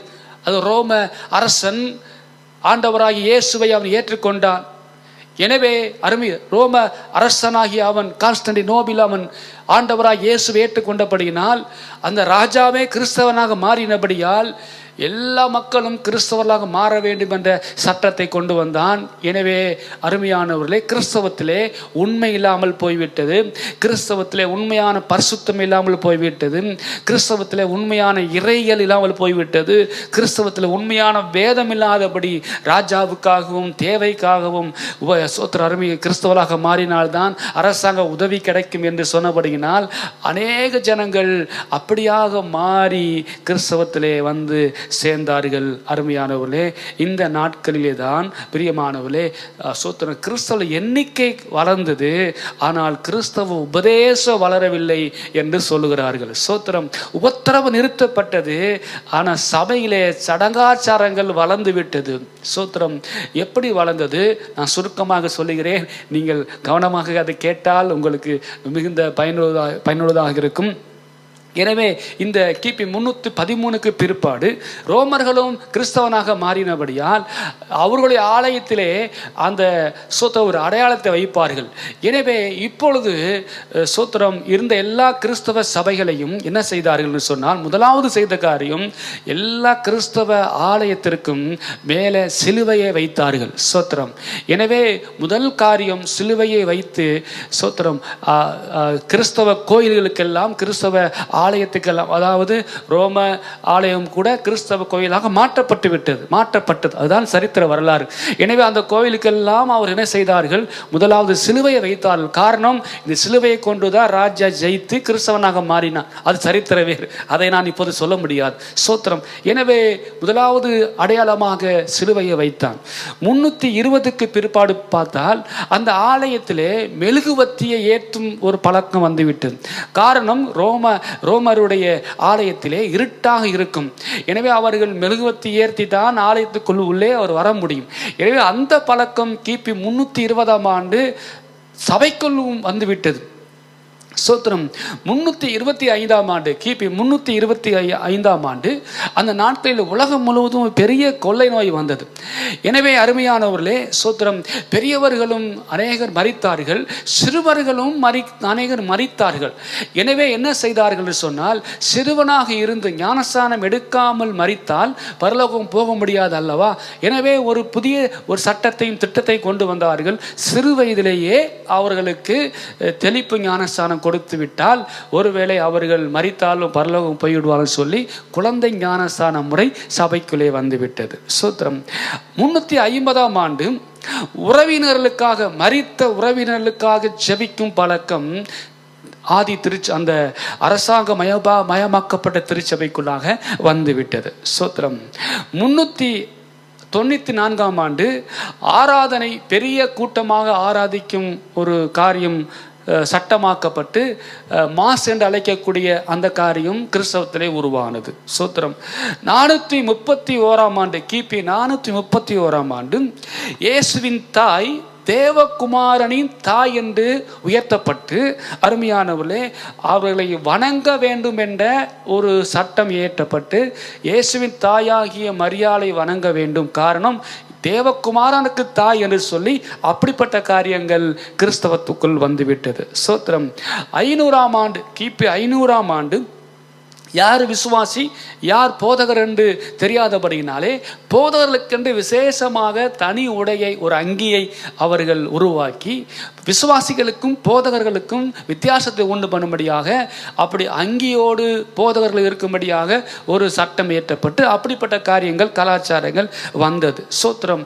கிபி 700ஆம் ஆண்டு பிரியமானவர்களே, இப்படியாக அரசாங்கமயமாக்கப்பட்ட திருச்சபைக்குள்ளாக இப்படி பலவிதமான காரியங்கள் திருச்சபைக்குள் வந்துவிட்டது. சோத்திரம். இப்படியாக போய் கொண்டிருந்த பொழுது மூன்றாவது சபை வரலாற்றை மூன்றாவது ஒன்றாக பிரிக்கலாம். என்ன தெரியுமா? சோத்திரம். போப்பின் ஆளுகை அதிகாரமுள்ள திருச்சபை என்று அழைக்கலாம். இந்த கிபி 476 இருந்து 1453 வரை கிட்டத்தட்ட 1000 ஆண்டுகள் கிறிஸ்தவத்திலே போப்புகளின் அதிகாரம் நிறைந்த திருச்சபையாக மாறிவிட்டது. போப் என்ன சொல்கிறாரோ அதை அப்படியே செய்யக்கூடிய தன்மையாக அதிகாரம் நிறைந்த ஒரு காரியமாக மாறிவிட்டது. இந்த காலத்தில் தான் அருமையானவர்களே சோத்திரம் பாதத்தை முத்தமிடும் வழக்கம் வந்தது. அருமையானவர்களே சிலைக்கு பாதத்துக்கு முத்தமிடும் வழக்கம் வந்தது. 786 விக்கிரக ஆராதனை சட்டமாக்கப்பட்டு எல்லா தேவாலயத்திலும் விக்கிரகத்தை வைக்கும் ஒரு காரியம் இந்த திருச்சபைகளுக்கு வந்துவிட்டது. சோத்திரம் கிபி 850 ஹோலி வாட்டர் தெளிக்கும் ஒரு முறை, ஒரு சடங்காச்சாரம் கிறிஸ்தவத்துக்குள் வந்தது. சோத்திரம் கிபி 890 சோத்திரம் இயேசுவின் தகப்பனாகிய யோசேப்பை வணங்க வேண்டும் என்று சொல்லி அப்படிப்பட்ட ஒரு பழக்க வழக்கம் திருச்சபைக்குள் வந்தது. கிபி 995 சோத்திரம் அருமையானவர்களே பரிசுத்தவான்கள் சொன்னதெல்லாம் வேதத்திற்கு ஒப்பானது என்ற ஒரு காரியத்தை கொண்டு வந்தார்கள். சோத்திரம் கிபி 998 லெந்து நாட்கள் உருவானது. இன்றைக்கு நாம் எல்லாருக்கும் தெரியும் 40 நாட்கள் லெந்து நாட்களாக அனுசரிக்கிறார்கள். இது கிபி 998 சபைகளுக்குள் வந்தது என்று சொல்லப்பட்டிருக்கிறது. கிபி 1079 போதகர்கள் திருமணம் செய்யக்கூடாது என்ற சட்டம் வந்தது. அது வரைக்கும் போதகர்கள் திருமணம் செய்து வந்தார்கள். ஆனால் கிபி 1079 தான் போதகர்கள் சன்னியாசியாக இருக்க வேண்டும் என்று சொல்லி அப்படிப்பட்ட காரியம் போதகர்கள் திருமணம் செய்யக்கூடாது என்ற சட்டம் இயற்றப்பட்டது. 1080 ஜெபமாலை என்ற ஒரு காரியம் உருவாகி ஜெபத்திலே அந்த மணிகளை உருட்டும் ஒரு பழக்கம் கிறிஸ்தவத்துக்குள் வந்தது. சோத்திரம் 1190 பாவ மன்னிப்பு சீட்டு என்று அழைக்கப்பட்டு அதே வேதத்துக்கு புறம்பான ஒரு காரியம் சபைக்குள்ள தேவனிடம் பாவ மன்னிப்பு கேட்காமல் மனுஷனிடம் பாவம் மன்னிப்பு கேட்டு அதற்காக பாவ மன்னிப்பு சீட்டு வாங்கி அதை அவர்கள் அந்த காரியத்தை பெற்றார்கள் என்று பார்க்கிறோம். இப்படியாக திருச்சபையானது போய்கொண்டிருந்த பொழுதுதான் திருச்சபை வரலாற்றில் 4வது ஒரு யுகம் ஆரம்பித்தது. மறுமலர்ச்சி அடைந்த திருச்சபை, மறுமலர்ச்சி அடையும் திருச்சபை என்று சொல்லி கிபி 1517 மார்ட்டின் லூதர் மூலமாக கிறிஸ்தவத்திலே ஒரு பெரிய மறுமலர்ச்சி ஏற்பட்டு, பிரியமானவர்களே அந்த நாட்களிலே வேதத்தை படித்த மார்ட்டின் லூதர் என்ன செய்தார்? வேதம் இப்படியாக சொல்லுகிறதே, ஆனால் வேதத்துக்கு புறம்பான காரியங்கள் எல்லாம் தேவாலயத்தில் இருக்கிறதே, விக்கிரகம் இருக்கிறதே என்று சொல்லி, அது மாத்திரமல்ல வேதத்தில் சொல்லப்பட்டிருக்கிற காரியம் எல்லாம் யாரும் பின்பற்றாமல் இருக்கிறார்கள் சொல்லி ஒரு பெரிய புரட்சி ஏற்பட்டு, ஒரு பெரிய மார்க்க எழுப்பு ஏற்பட்டு கிறிஸ்தவத்திலே பிரியமானவரே 4வது யுகமாக மார்ட்டின் லூதர் மூலமாக ஒரு பெரிய புரட்டஸ்டாண்ட் இயக்கம் உருவாகி அருமையான ஒரு சபைகள் எல்லாம் பெருகியது என்று வாசிக்கிறோம். அவர்கள் விக்கிரகத்தை வணங்கவில்லை, ஆண்டவரை உண்மையை ஆராதிக்க ஆரம்பித்தார்கள். இந்த நாட்களில் தான் மிஷனரிகள் பல நாடுகளுக்கு அனுப்பப்பட்டார்கள். இந்த கிபி 517 பிற்பாடு தான் அந்த நீங்கள் சரித்திரத்தை படித்து பார்த்தால் மிஷனரிகள் பல நாடுகளுக்கு சென்று சுவிசேஷத்தை அறிவித்தார்கள் என்று பார்க்கிறோம். அந்த நாட்களில் தான் 1706 சீகன் பால்க் என்பவர் இந்தியாவிலே முதல் அருமையானவர்களே சீகன் பால்க் என்ற புரட்டஸ்டாண்ட் மிஷனரி தரங்கம்பாடியிலே அவர் தமிழ் வேதாகமத்தை மொழிபெயர்த்தார் என்ற வரலாறு சொல்கிறது. 1793 வில்லியம் கேரி என்ற மிஷனரி இந்தியாவில் ஒரு பெரிய புரட்சியை ஏற்படுத்தினார் என்று வாசிக்கிறோம். இப்படியாக தான் அந்த மறுமலர்ச்சி காலத்துக்கு பிற்பாடு தான் இன்றைக்கு நாம் பார்க்கிற பெரிய பெரிய திருச்சபைகளாகிய மெத்தடிஸ்ட் திருச்சபை, ஆங்கிலிக்கன் திருச்சபை, பேப்டிஸ்ட் திருச்சபை போன்ற பெரிய பெரிய திருச்சபைகள் எல்லாம் இந்த புரட்டஸ்டாண்ட் இயக்கத்து மூலமாக உலகம் முழுவதும் பரவி அது நிரம்பி கொண்டு இருந்தது. சோத்திரம். 1517 இருந்து 1900 வரைக்கும் இந்த திருச்சபைகள் இப்படியாக பெருகி கொண்டு வந்தது. இந்தியாவிலே சிஎஸ்ஐ என்றும் அழைக்கப்பட்ட அப்படிப்பட்ட சபைகள் பெருகி கொண்டு வந்தது. சோத்திரம். நன்றாக கவனிங்கள். இப்படி 1900 பிற்பாடு ஆண்டவர் மீண்டும் ஒரு பெந்தேகோஸ்தே அனுபவத்தை இந்த உலகத்துக்கு விசேஷமாக அனுப்பினார். அப்படி என்றால் அதற்கு முன்பதாக யாரும் அபிஷேகம் பெறவில்லையா என்று சொன்னால் பெற்றார்கள். ஆங்காங்கே ஒருத்தர் 2 பேர் தான் அபிஷேகத்தை வாஞ்சித்தார்கள்.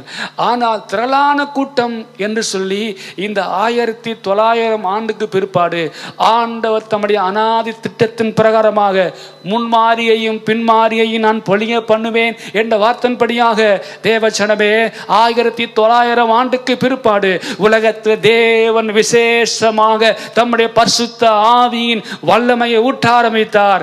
எல்லா சோத்திர நாடுகளுக்குள்ளும் எழுப்புதல் வந்தது. தேசம் எங்கும் தேவன் ஆவியானவர் கிரியை செய்ய ஆரம்பித்தார். சோத்திரம் சபை வரலாற்றிலே சோத்திரம் 5வது ஒரு யுகம் ஆரம்பிக்கப்பட்டு மீண்டும் அதே பெந்தேகோஸ்தே இயக்கம் எப்படி முதலாவது திருச்சபை உண்டானதோ அந்த அனுபவத்தை அநேகர் பெற்று உலகமெங்கும் கோடிக்கணக்கான ஜனங்கள் அபிஷேகத்தை பெற்றார்கள். இன்றைக்கும் பெற்றுக் கொண்டிருக்கிறார்கள்.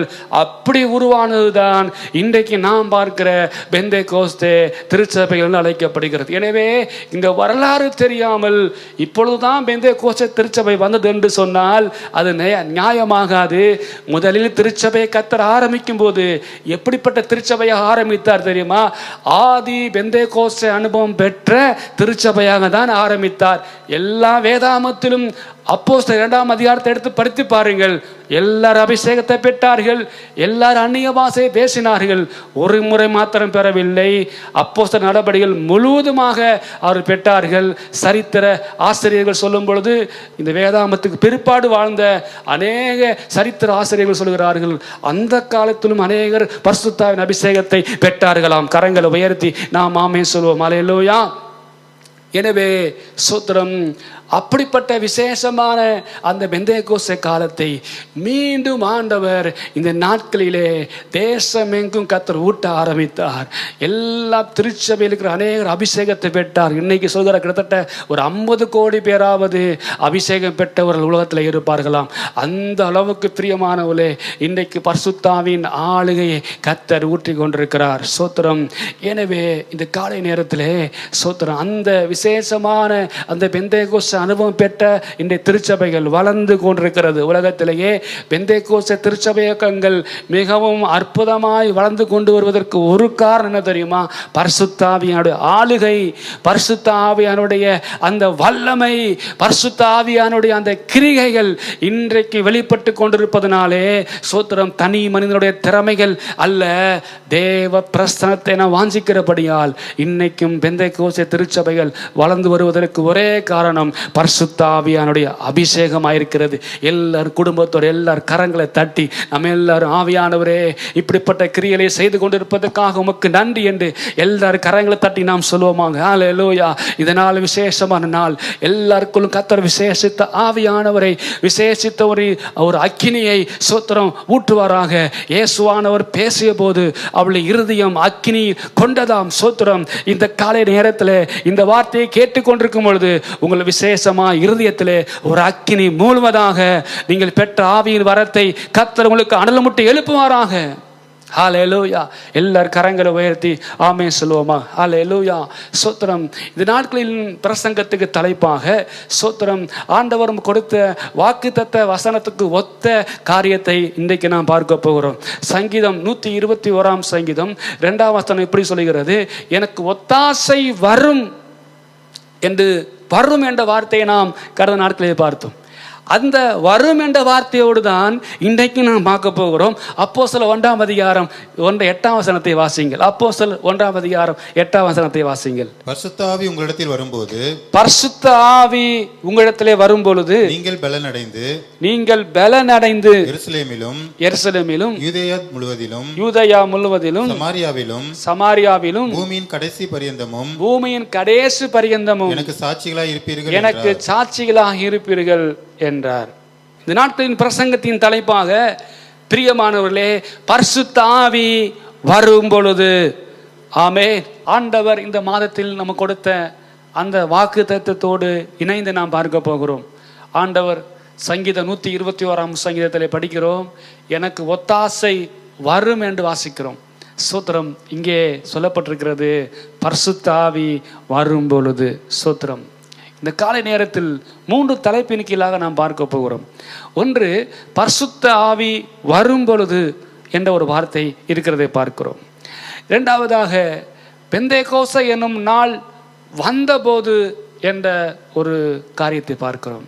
மூன்றாவதாக அவர்கள் எல்லாரும் வந்திருந்தார்கள் என்று பார்க்கிறோம். ஸ்தோத்திரம். வரும் பொழுது, வந்த பொழுது, வந்திருந்தார்கள் என்ற காரியத்தை நாம் பார்க்கிறோம். பிரியமானவர்களே, ஸ்தோத்திரம். இந்த நாட்களிலே அங்கே வாசிக்கிறோம், பரிசுத்த ஆவி வரும் பொழுது என்ற வார்த்தையை யார் சொன்னது? இயேசு கிறிஸ்து உயிர்த்தெழுந்த பிற்பாடு 40 நாட்கள் பலருக்கு அவர் தரிசனமானார் என்று வேதத்திலே படிக்கிறோம். அப்படி தரிசனமாகும் பொழுது கடைசியாக சீஷர்களை பார்த்து ஆண்டவர் சொல்லுகிறார், ஸ்தோத்திரம், அருமையானவர்களே, பரிசுத்த ஆவி உங்களிடத்தில் வரும் பொழுது நீங்கள் பலன் அடைவீர்கள் சொல்லி ஆண்டவர் ஒரு தீர்க்கதரிசன வார்த்தையை இந்த சீஷர்களுக்கு அவர் சொன்னார் என்று பார்க்கிறோம். அருமையானவர்களே, இந்த அப்போஸ்தல நடபடிகளுக்கு அப்போஸ்தல நடபடிகள் என்று ஒரு பெயர் இருந்தாலும் சரித்திர ஆசிரியர்கள் இதற்கு ஒரு பெயரை வைக்கிறார்கள். ஆவியானவரின் நடபடிகள் என்று சொல்லுகிறார்கள். ஆமென் சொல்லுவோம். ஹல்லேலூயா. அப்போஸ்தலர் 1ஆம் அதிகாரம் முதல் கடைசி அதிகாரம் வரைக்கும் படித்து பார்த்தால் ஆவியானவர் என்னென்னலாம் செய்கிறார், எதெல்லாம் அவர் செய்து சபையை கட்டி எழுப்புகிறார் என்று சொல்லி ஆவியானுடைய செயல்களை இந்த அப்போஸ்தலர் முழுவதும் படித்து பார்க்கிறோம். எனவே அப்போஸ்தலர் நடபடிகளை நீங்கள் வாசிக்கும் பொழுது உங்க உள்ள சொல்லட்டும், இது ஆவியானவரின் நடபடிகள் என்று சொல்லி நீங்கள் அப்போஸ்தலர் நடபடிகளை படியுங்கள். கர்த்தர் நமக்கு கிருபை கொடுப்பாராக. ஆமென். ஸ்தோத்திரம். எனவே பரிசுத்த ஆவி வரும் பொழுது என்றால் என்ன அர்த்தம்? ஸ்தோத்திரம். இயேசுவானவர் அந்த அளவுக்கு பரிசுத்த ஆவியானவரை வலியுறுத்தி முக்கியமாக சொன்ன வார்த்தை. இயேசு கிறிஸ்து வாழ்ந்தபோது கூட ஸ்தோத்திரம் பல இடத்திலே அவர் சொல்லும் பொழுது பரிசுத்த ஆவியை குறித்து அவர் திட்டமும் தெளிவுமாக பல முறை அவர் சொல்லியிருக்கிறார். யோவான் 14ஆம் அதிகாரம் 16ஆம் வசனத்தில் சொல்லும் பொழுது, நான் பிதாவை வேண்டிக் கொண்டால் ஸ்தோத்திரம் உங்களோடு என்னென்னைக்கும் இருக்கும்படியாக சத்திய ஆவியாகிய வேற ஒரு தேற்றரவாளனை உங்களுக்கு அவர் கொடுப்பார் என்று அவர் சொன்னார்.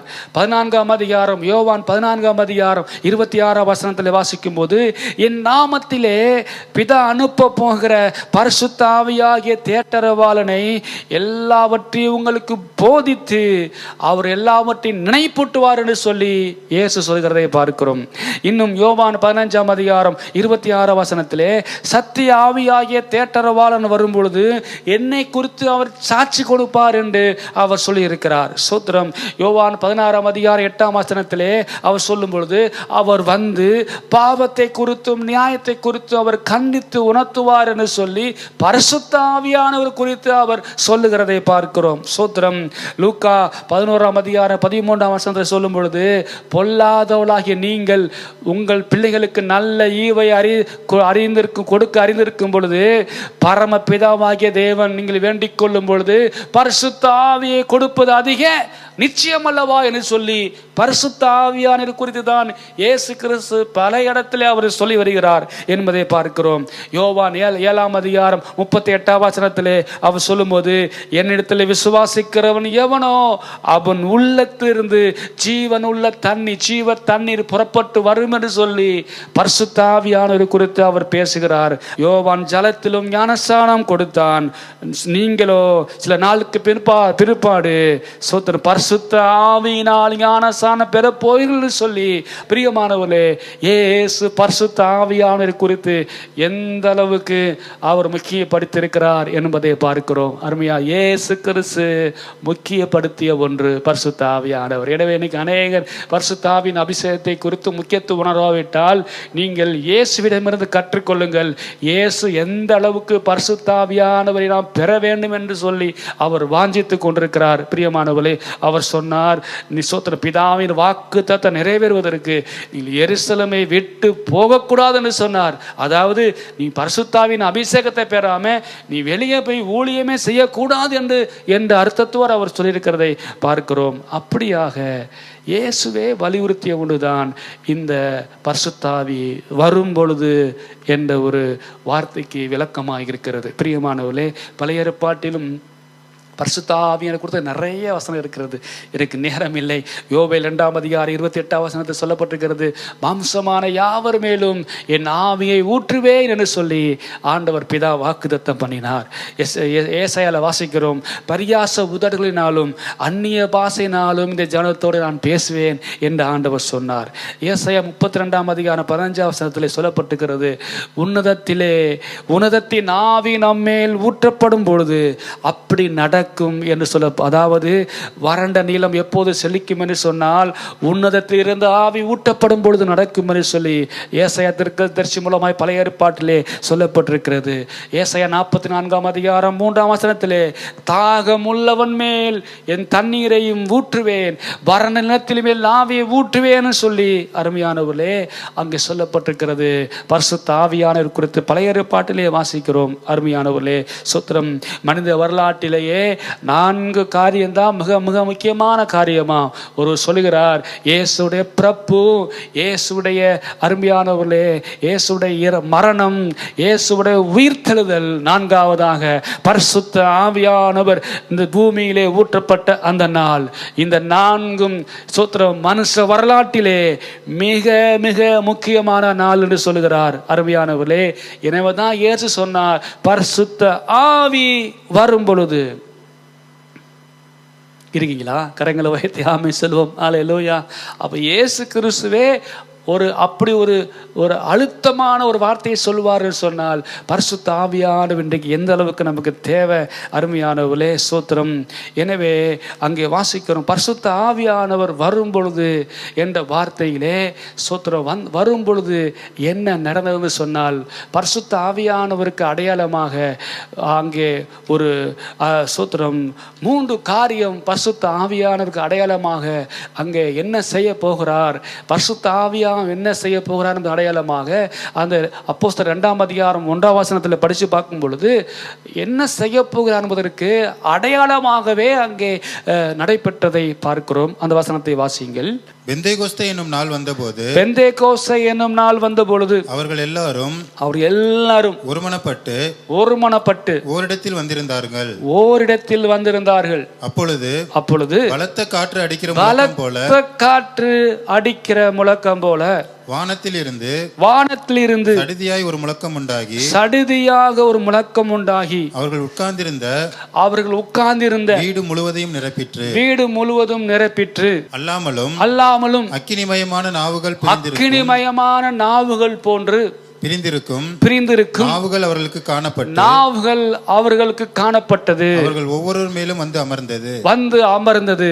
சோத்திரம். இந்த பரிசுத்த ஆவியானவர் என்ன செய்ய போகிறார், எப்படிப்பட்டவர் என்பதை குறித்து அவர் வரும்பொழுது உள்ள அடையாளத்தை வைத்தே நாம் கண்டுபிடித்து விடலாம். ஏன் இன்றைக்கு பரிசுத்த ஆவியானவர் நமக்கு தேவை? சோத்திரம். பரிசுத்த ஆவியானவர் நமக்கு என்ன செய்ய போகிறார்? சோத்திரம். அங்கு வாசிக்கிற முதலாவதாக அந்த பரிசுத்த ஆவியானவர் வரும்போது சொல்லப்பட்டிருக்கிறது, பலத்த காற்று என்று சொல்லப்பட்டிருக்கிறது. ஆமென் சொல்லுவோம். கரங்களை உயர்த்தி ஆமென் சொல்லுவோம். அல்லேலூயா. இந்த பலத்த காற்று என்ற கிரேக்க வார்த்தைக்கு என்ன சொல்லப்படுகிறதுனா நேயுமா என்று அழைக்கப்படுகிறது. அதாவது சோத்திரம் மூச்சு, சோத்திரம் அசைவாடினார் அல்லது காற்று என்ற அந்த பதத்தோடு இந்த வார்த்தை ஒத்து போகிறதை பார்க்கிறோம். பிரியமானவர்களே, இந்த பலத்த காற்று பரிசுத்த ஆவியானவர் என்ன செய்ய போகிறார் என்பதற்கு அடையாளமாகவே அங்கே சொல்லப்பட்டிருக்கிறது. ஆவியானவர் யார் தெரியுமா? பலத்த ஒரு காற்று. ஆமென் சொல்லுவோம். அல்லேலூயா. காற்று என்று சொன்ன உடனே அதற்கு ஒரு சில இயக்கங்கள் இருக்கிறதை பார்க்கிறோம். முதலாவதாக காற்று தான் சுவாசத்தை கொடுக்க முடியும். ஒரு மனுஷனுக்குள்ளாக சுவாசத்தை கொடுக்கக்கூடியது இந்த காத்து. சோத்திரம். ஆதியாகமம் 2:7 மனுஷனை உண்டாக்கிய தேவன் அவன் மேல் தம்முடைய காற்றை ஆவியை ஊதினாராம். சோத்திரம். அப்பொழுது அவன் ஜீவ ஆத்துமாவாக மாறினானாம். பிரியமானவர்களே, இந்த வார்த்தை தான் சுவாச காற்று. சோத்திரம். ஒரு மனிதனுக்குள் இந்த சுவாசம் வந்தால்தான் அவனால் இயங்க முடியும். சோத்திரம். ஆவிக்குரிய மனுஷன் இன்றைக்கு இயங்குவதற்கு இந்த பரிசுத்த ஆவியானுடைய காற்று தான் ஒரு மனுஷனை உயிர் வாழ வைக்க முடியும். கரங்களை உயர்த்தி ஆமென் சொல்வோம். அல்லேலூயா. சோத்திர. அருமையானவர்களே, இன்றைக்கும் ஒரு ஆவிக்குரிய மனுஷன் அவன் உயிரோட்டமாக இருக்க வேண்டும் என்று சொன்னால் இந்த பரிசுத்த ஆவியின் அபிஷேகம் அவனுக்கு தேவை என்பதை தான் உணர்த்தும்படியாக பலத்த காற்று அடிக்கிற முழக்கம் போல் வருகிறது என்று சொல்லப்பட்டிருக்கிறது. ஒரு நாளைக்கு 21,600 முறை ஒரு மனுஷன் சுவாசிக்கிறான். ஹல்லேலூயா. ஒரு நாளைக்கு 21,600 முறை சுவாசிக்கிறதுனால தான் இன்னைக்கு உயிர் வாழ்கிறான். அதாவது காற்றில் இருக்கிற அந்த நைட்ரஜன் ஆக்சிஜன் இருந்தாலும் ஆக்சிஜனை மாத்திரம் இழுத்து அவன் விடுவதனால தான் அவன் உயிர் வாழ முடிகிறது. இன்னைக்கும் ஆவிக்குரிய மனுஷனுக்கு இருக்கிற ஒரு பெரிய தன்மை என்ன தெரியுமா? இந்த பரிசுத்த ஆவியானவர் தான் அவனுக்கு சுவாசமாக இருக்கிறார். கரங்களை உயர்த்தி ஆமென் சொல்வோமாக. கரங்களை உயர்த்தி ஆமென் சொல்வோமாக. அல்லேலூயா. அதற்கு அடையாளமாக தான் பலத்த காற்று அடிக்கிற முழக்கம் போல் என்று சொல்லி பரிசுத்த ஆவியானுடைய செயலை அங்கே குறிக்கிறது. சோத்திர. அருமையானவர்களே, இரண்டாவதாக இந்த சோத்திர காற்றுக்கு இருக்கிற வல்லமை இயக்கும் ஒரு காற்றாக இருக்கிறது. சோத்திரம். எல்லாவற்றையும் இந்த சரீரத்தை இயக்குவதற்கு காற்று அவசியமாக இருப்பது போல கர்த்தர் நம்மை பரிசுத்த ஆவியானவர் நம்மை இயக்குகிறார் என்று பார்க்கிறோம். சோத்திரம். இந்த காற்றுக்கு இருக்கிற இன்னொரு வல்லமை உயிர்ப்பிக்கு வல்லமை இருக்கிறதை பார்க்கிறோம். எசேக்கியேல் 37:9 வாசிக்கும் பொழுது ஆண்டவர் அந்த உலர்ந்து போன எலும்புகள் மத்தியிலே, சோத்திரம், உலர்ந்து போன எலும்புகள் மத்தியிலே ஆண்டவர் எசேக்கியேலை பார்த்து கேட்கிறார், இந்த எலும்புகள் எல்லாம் உயிரடையுமா என்று கேட்கிறார். சோத்திர. அருமையானவர்களே, சோத்திரம். உலர்ந்து போன எலும்புகள், பல இராணுவ கூட்டத்தின் எலும்பு கூடுகள் எல்லாம் மக்கி கிடக்கிறது. இந்த எலும்பு கூடுகளை பார்த்து ஆண்டவர் கேட்கிறார், இந்த எலும்புகள் எல்லாம் உயிரடையுமா என்று கேட்கிறார். பிரியமான தேவஜனமே, சோத்திரம். அப்பொழுது ஆண்டவர் செய்த காரியம் என்ன தெரியுமா? அந்த பகுதி முழுவதுமாக ஒரு காற்றை வீச பண்ணிய பொழுது அந்த உலர்ந்து போன எலும்புகளுக்கு உயிர் உண்டானது, நரம்புகள் உண்டானது, சதைகள் உண்டானது. சோத்திரம். அருமையானவர்களே, இந்த காற்று தான் இன்னைக்கு ஆவிக்குரிய மனுஷனுக்கு உயிர் கொடுத்து உலர்ந்து போன எலும்புகளை, செத்து போன விசுவாசத்தை, செத்து போன பரிசுத்தத்தை, செத்து போன உங்க ஜெப வாழ்க்கையை, செத்து போன உங்களுடைய எல்லா விதமான காரியத்தை இந்த காலை நேரத்தில் பரிசுத்த ஆவியானவராகிய காற்று உயிர்ப்பித்துக் கொண்டிருக்கிறது. எல்லாரும் கரங்களை தட்டி நாம் மகிமைப்படுத்துவோமாக. ஹல்லேலூயா. ஹல்லேலூயா. சோத்திரம். ஹல்லேலூயா. நான்காவதாக காற்று என்று சொன்னால் இருக்கிற நான்காவது அர்த்தம், இந்த காற்றை யாரும் கட்டுப்படுத்த முடியாது. இன்னைக்கெல்லாம் திடீர் என்று சொல்லி எங்கேயாவது புயல் உருவாகிறது. என்னதான் டெக்னாலஜி இருந்தாலும், என்னதான் மனுஷனுடைய ஞானங்கள் இருந்தாலும், இந்த காற்றுக்கு எதிராக இந்த காற்றை அதற்கு கட்டுப்படுத்தும் அளவுக்கு ஒன்றும் உருவாக்க முடியவில்லை. சோத்திரம். பரிசுத்த ஆவியானவரை இந்த உலகத்தில் யாரும் கட்டுப்படுத்த முடியாது. கரங்களை உயர்த்தி ஆமென் சொல்லுவோம். அல்லேலூயா. அப்படிப்பட்ட தன்மை இந்த காற்றுக்கு இருக்கு. ஆண்டவர் அந்த உலகத்தில் ஆவியானவர் வல்லமையாக கிரியை செய்வார். ஒருத்தரும் தடுக்க முடியாது. எந்த தேசத்திலும் பிரியமானவர்களே, பரிசுத்த ஆவியோட காற்றை யாரும் மட்டுப்படுத்த முடியாது, யாரும் கட்டுப்படுத்த முடியாது என்பதற்குத்தான் பலத்த காற்று என்று சொல்லி அங்கே சொல்லப்பட்டிருக்கிறது. அடுத்து காற்றுக்கு இருக்கிற என்ன சிறப்பு தெரியுமா? மெல்லிய காற்று, தென்றல் காற்று. சோத்திரம். அது சுகத்தை கொடுக்கும், இளைப்பாறுதலை கொடுக்கும். ஹல்லேலூயா. நீங்க போய் தோட்டத்தில் உட்காந்து பாருங்க, எங்கேயாவது ஒரு இடத்துல தனிமையா மரம் செடி இருக்கிற இடத்துல உட்காந்து பாருங்க. உன்னத பாட்டு 4:16 இப்படி சொல்லுகிறது, வாசிங்கள். உன்னத பாட்டு 4:16 வாசிங்கள். வாடையே எலும்பு, வாடையே எலும்பு, தென்றலே வா, தென்றலே வா, கந்த பிசின்கள் வடிய, கந்த பிசின்கள் வடிய, என் தோட்டத்தில் வீசு, என் தோட்டத்திலே வீசு. அருமையானவர்களே, காற்று என்று சொன்னால் அதற்கு இருக்கிற இன்னொரு தன்மை, அது மெல்லிய காற்று, ஒரு இளைப்பாறுதலை கொடுக்கும் காற்று. அதான் வேதத்தில் வாசிக்கிறோம், பரிசுத்த ஆவியாகிய தேற்றரவாளன் என்று வாசிக்கிறோம். பரிசுத்த ஆவியின் காற்று எங்கெல்லாம் வீசுகிறதோ அங்கெல்லாம் ஒரு பெரிய தேறுதல், அங்கெல்லாம் ஒரு பெரிய தேற்று வல்லமை, ஒரு இளைப்பாறும் வல்லமையை கர்த்தர் அங்கே வைத்திருக்கிறார். பிரியமானவர்களே, இதை தான் ஆண்டவர் செய்வதாக செய்ய போகிறார் என்பது அடையாளமாக தான் பலத்த காற்று அடிக்கிற முழக்கம் போல இறங்கியது என்று வாசிக்கிறோம். சோத்திரம். இரண்டாவது அங்கே இருக்கிற இன்னொரு ஒரு காரியத்தை பார்க்கிறோம். அக்கினி. வாசிப்போம். 2ஆம் அதிகாரம் 2ஆம் வசனத்தை வாசியுங்கள். அப்போஸ்தலர் 2ஆம் அதிகாரம் 2ஆம் வசனத்தை வாசியுங்கள். அப்பொழுது பலத்த காற்று அடிக்கிற முழக்கம் போல வானத்திலிருந்து சடிதியாய் ஒரு முழக்கம் உண்டாகி அவர்கள் உட்கார்ந்திருந்த வீடு முழுவதையும் நிரப்பிற்று. அல்லாமலும் அக்கினிமயமான நாவுகளை போல பிரிந்திருக்கும் நாவுகள் அவர்களுக்கு காணப்பட்டது. இரண்டாவது பாருங்க, அக்கினியை குறித்து பார்க்கிறோம். பரிசுத்த ஆவியானவர் முதல் ஊட்டப்பட்ட பொழுது முதலாவது பலத்த காற்று என்று அங்கே வாசிக்கிறோம்.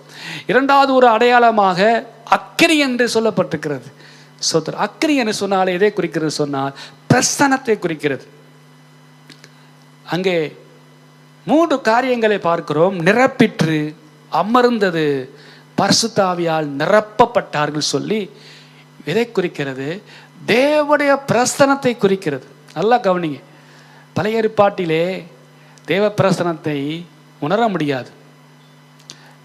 திரைச்சிலை இருக்கும். திரைச்சிலைக்கு பிற்பாடுதான் மகா பரிசுத்த ஸ்தலம் இருக்கும். தேவ பிரசன்னத்துக்கு இடையில ஒரு பெரிய தடை இருக்கிறது. ஆனால் இயேசுடைய சிலுவை மூலமாக அது உடைக்கப்பட்டது. எப்பொழுது தெரியுமா? உடைக்கப்பட்டு எப்போது உணர்ந்தால் தெரியுமா?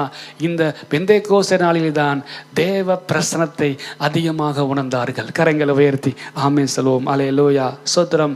அக்கினி எதை குறிக்கிறது? தேவனுடைய பிரசன்னத்தை குறிக்கிறது. மோசேயை கர்த்தர் தம்முடைய அக்கினியினால் சந்தித்தார் என்று பார்க்கிறோம். அக்கினியினால் சந்தித்து தேவ பிரசன்னத்தை அவருக்குள் கர்த்தர் கொடுத்தார் என்று பார்க்கிறோம். எனவே ஸ்தோத்திரம், இன்றைக்கும் நீங்கள் எத்தனை பேர் தேவ பிரசன்னத்தை உணர்றீங்கன்னு தெரியல. பரிசுத்த ஆவியானவன்னு சொன்னவனே நமக்கு எல்லாருக்கும் முதல்ல ஞாபகத்தில் வருது தேவ பிரசன்னம். கரங்களை உயர்த்தி எல்லாரும் கரங்களை உயர்த்தி ஆமென் சொல்லுவோம். அல்லேலூயா. நீங்கள் எத்தனை பேர் தேவ பிரசனத்தை நல்லா உணர்றீங்க? எத்தனை பேர் நல்லா வாஞ்சிக்கிறீங்கன்னு தெரியல. அவர் பிரசனத்தில் அவ்வளோ மகிமை இருக்கிறது. நீங்கள் தேவ பிரசனத்தை அதை நீங்கள் உணர்ந்து அதை அனுபவிக்க ஆரம்பித்து விட்டால் உங்களால் சும்மா இருக்க முடியாது. ஒவ்வொரு நாளும் நீங்கள் தேவ பிரசனத்தை வாஞ்சித்து கொண்டே இருப்பீர்கள். அதுதான் இந்த பரிசுத்த ஆவியானுக்கு இருக்கிற விசேஷித்த ஒரு பெரிய ஒரு கிருபை. அல்லேலூயா. தேவ ஜனமே, இந்த பிரசனத்தை கேட்டுக்கொண்டிருக்கிற இந்த நேரத்தில் கூட நான் உணர்கிறேன், உங்க மேல அளவில்லாமல் ஒரு தேவ பிரசனம் இறங்கி நிரப்பி கொண்டிருக்கிறது. அல்லேலூயா. அந்த பிரசனம் உங்களுக்கு ஒரு பெரிய சமாதானத்தை கொடுக்கிறது. அந்த பிரசனம் உங்களுக்கு ஒரு பெரிய மகிழ்ச்சியை, ஒரு பெரிய இளைப்பாறுதலை, ஒரு பெரிய ஒரு சோத்திர மன நிறைவை கொடுத்து கொண்டிருக்கிறதை நான் ஆவியிலே பார்க்கிறேன். எல்லாரும் கரங்களை உயர்த்தி ஆமென் சொல்லுவோம். அல்லேலூயா. இரண்டாவதாக இந்த அக்கினி என்று சொன்னால் பவரை குறிக்கிறது. பவர், டுனாமிஸ், சோத்திரம். எதையும் செய்து முடிக்கும் வல்லமை நெருப்புக்கு இருக்கு. அக்கினிக்கு இருக்கிற இரண்டாவது வல்லமை என்ன தெரியுமா? எதையும் செய்து முடிக்கும். எதையும் சுட்டெரிக்கும், எதையும் அவர் மாற்றும். சோத்திரம். அருமையானவர்களே, கிறிஸ்தவ வாழ்க்கையிலே இந்த பரிசுத்த ஆவியானவரை தவிர்க்க முடியாது என்று ஒருவர் சொல்கிறார். சோத்திரம். பரிசுத்த ஆவியை பெறாத ஒவ்வொரு கிறிஸ்தவனும் வல்லமையற்றவனாக, பயனற்றவனாக இருக்கிறான் என்று சொல்கிறார். எனவேதான் ஆண்டவர் சொன்னார், பரிசுத்த ஆவியிடத்தில் வரும்போது நீங்கள் பலன் அடைந்து என்று சொன்னால் டுனாமிஸ் அடைந்து, அதாவது தேவ வல்லமை, பரிசுத்தாவின் வல்லமையை பெற்று நீங்கள் கர்த்தருக்காய் எழும்பி சாட்சிகளாக இருப்பீர்னு சொல்லி ஆண்டவர் சொல்லுகிறார். மூன்றாவதாக இந்த அக்கினிக்கு இருக்கிற மூன்றாவது சிறப்பு சுட்டரிக்கும். சோத்திரம். சுத்திகரிக்கும். எலியாவின் பலிபீடத்திலே அக்கினி இறங்கிய போது எல்லாத்தையும் சுட்டரித்தது. இன்றைக்கும் அருமையானவர்களே, இந்த பரிசுத்தாவின் அபிஷேகத்தை நீங்கள் பெறும் பொழுது உங்களை சுத்திகரிக்கும், உங்களை சுட்டரிக்கும். சோத்திரம். சத்துருவை சுட்டரிக்கும். நீங்கள் எங்கெல்லாம் போறீங்களோ சத்துருக்குடைய ஆவியெல்லாம் சுட்டரிக்கப்படும். கரங்களை உயர்த்தி ஆமென் சொல்லுவோம். அல்லேலூயா. பவுல்கிட்ட பரிசுத்த ஆவியாக இருந்தபடினா நீங்கள் வேதத்தை படித்து பாருங்க. எங்கெல்லாம் போகிறானோ அங்கிருந்து அசுத்த ஆவிகள் தாங்க முடியல. இந்த அக்கினி, இந்த சோத்திரம் பரிசுத்த ஆவியின் அக்கினி அங்கிருந்த மக்கள் மேல், அங்கிருந்த மந்திரவாதிகள் மேல், அங்கிருந்த ஒவ்வொருத்தரையும் தொட்ட பொழுது அந்த அசுத்த ஆவிகள் எல்லாம் அலறி எடுத்து ஓடியது. சோத்திர. அவன் பயன்படுத்தின அந்த சோத்திரம் கர்ச்சிப்பில் கூட கர்த்தருடைய வல்லமை இருந்ததாம். சோத்திரம் அதை கண்டு கூட பிசாசுகள் ஓடியதாம். பிரியமானவர்களே, சோத்திரம் சுட்டெரிக்கும் அக்கினியாக இருக்கிறது. எனவேதான் ஏசாயாவின் நாவை சோத்திரம் தேவன் தம்முடைய தூதலை கொண்டு அக்கினியினால் சுட்டார் என்று பார்க்கிறோம். சோத்திரம் சுத்திகரித்தார் என்று பார்க்கிறோம். எனவே சுட்டெரிக்கும் அக்கினி, சுத்திகரிக்கும் அக்கினி. சோத்திரம் பரிசுத்த ஆவியானவர் இன்றைக்கு என்ன செய்து கொண்டிருக்கிறார்? நம்ம எல்லாரையும் சுத்திகரித்து கொண்டிருக்கிறார். நம்ம எல்லாரையும் சுட்டரித்து நல்ல உருமாற்றி கொண்டிருக்கிறார். கரங்களை உயர்த்தி ஆமென் சொல்வோம். அல்லேலூயா. சோத்திரம். நான்காவதாக அக்கினி என்ற இதை குறிக்கிறது, எழுப்புதலை குறிக்கிறது. சோத்திரம். அருமையானவர்களே, எழுப்புதல் எழுப்புதல் எழுப்புதல். இந்த கடைசி காலத்தில் ஒரு பெரிய எழுப்புதலை நான் ஆவியிலே பார்க்கிறேன். தேசம் எங்கும் உலகம் எங்கும் ஒரு பெரிய பின்மாறி மலையை நாம் பார்க்க போகிறோம். எனவே அக்கினி என்பது எழுப்புதலை குறிக்கிறது. இந்தோனேசியா தேசத்திலே ஒரு பெரிய எழுப்புதல் வந்த பொழுது பிரியமானவர்களே, ஒரு ஆலயத்தில் ஒரு பெரிய தீ பரவி கொண்டிருந்ததாம். ஒரு பெரிய தீ எரிந்து கொண்டிருப்பது போல எல்லா மக்களும் வந்து விட்டார்கள். தீயணைப்பு அந்த வீரர்களுக்கெல்லாம் சோத்திரம் அங்கே தொலைபேசியிலே பேசப்பட்டு தீயணைப்பு வாகனமெல்லாம் வந்து விட்டது. வந்து பார்த்தால் அது சாதாரண அக்கினி அல்ல, அது பரிசுத்தாவின் அக்கினி அந்த ஆலயத்தில் இருந்து கொண்டிருந்ததாம். கரங்களை உயர்த்தி ஆமென் சொல்லுவோமாக. அல்லேலூயா.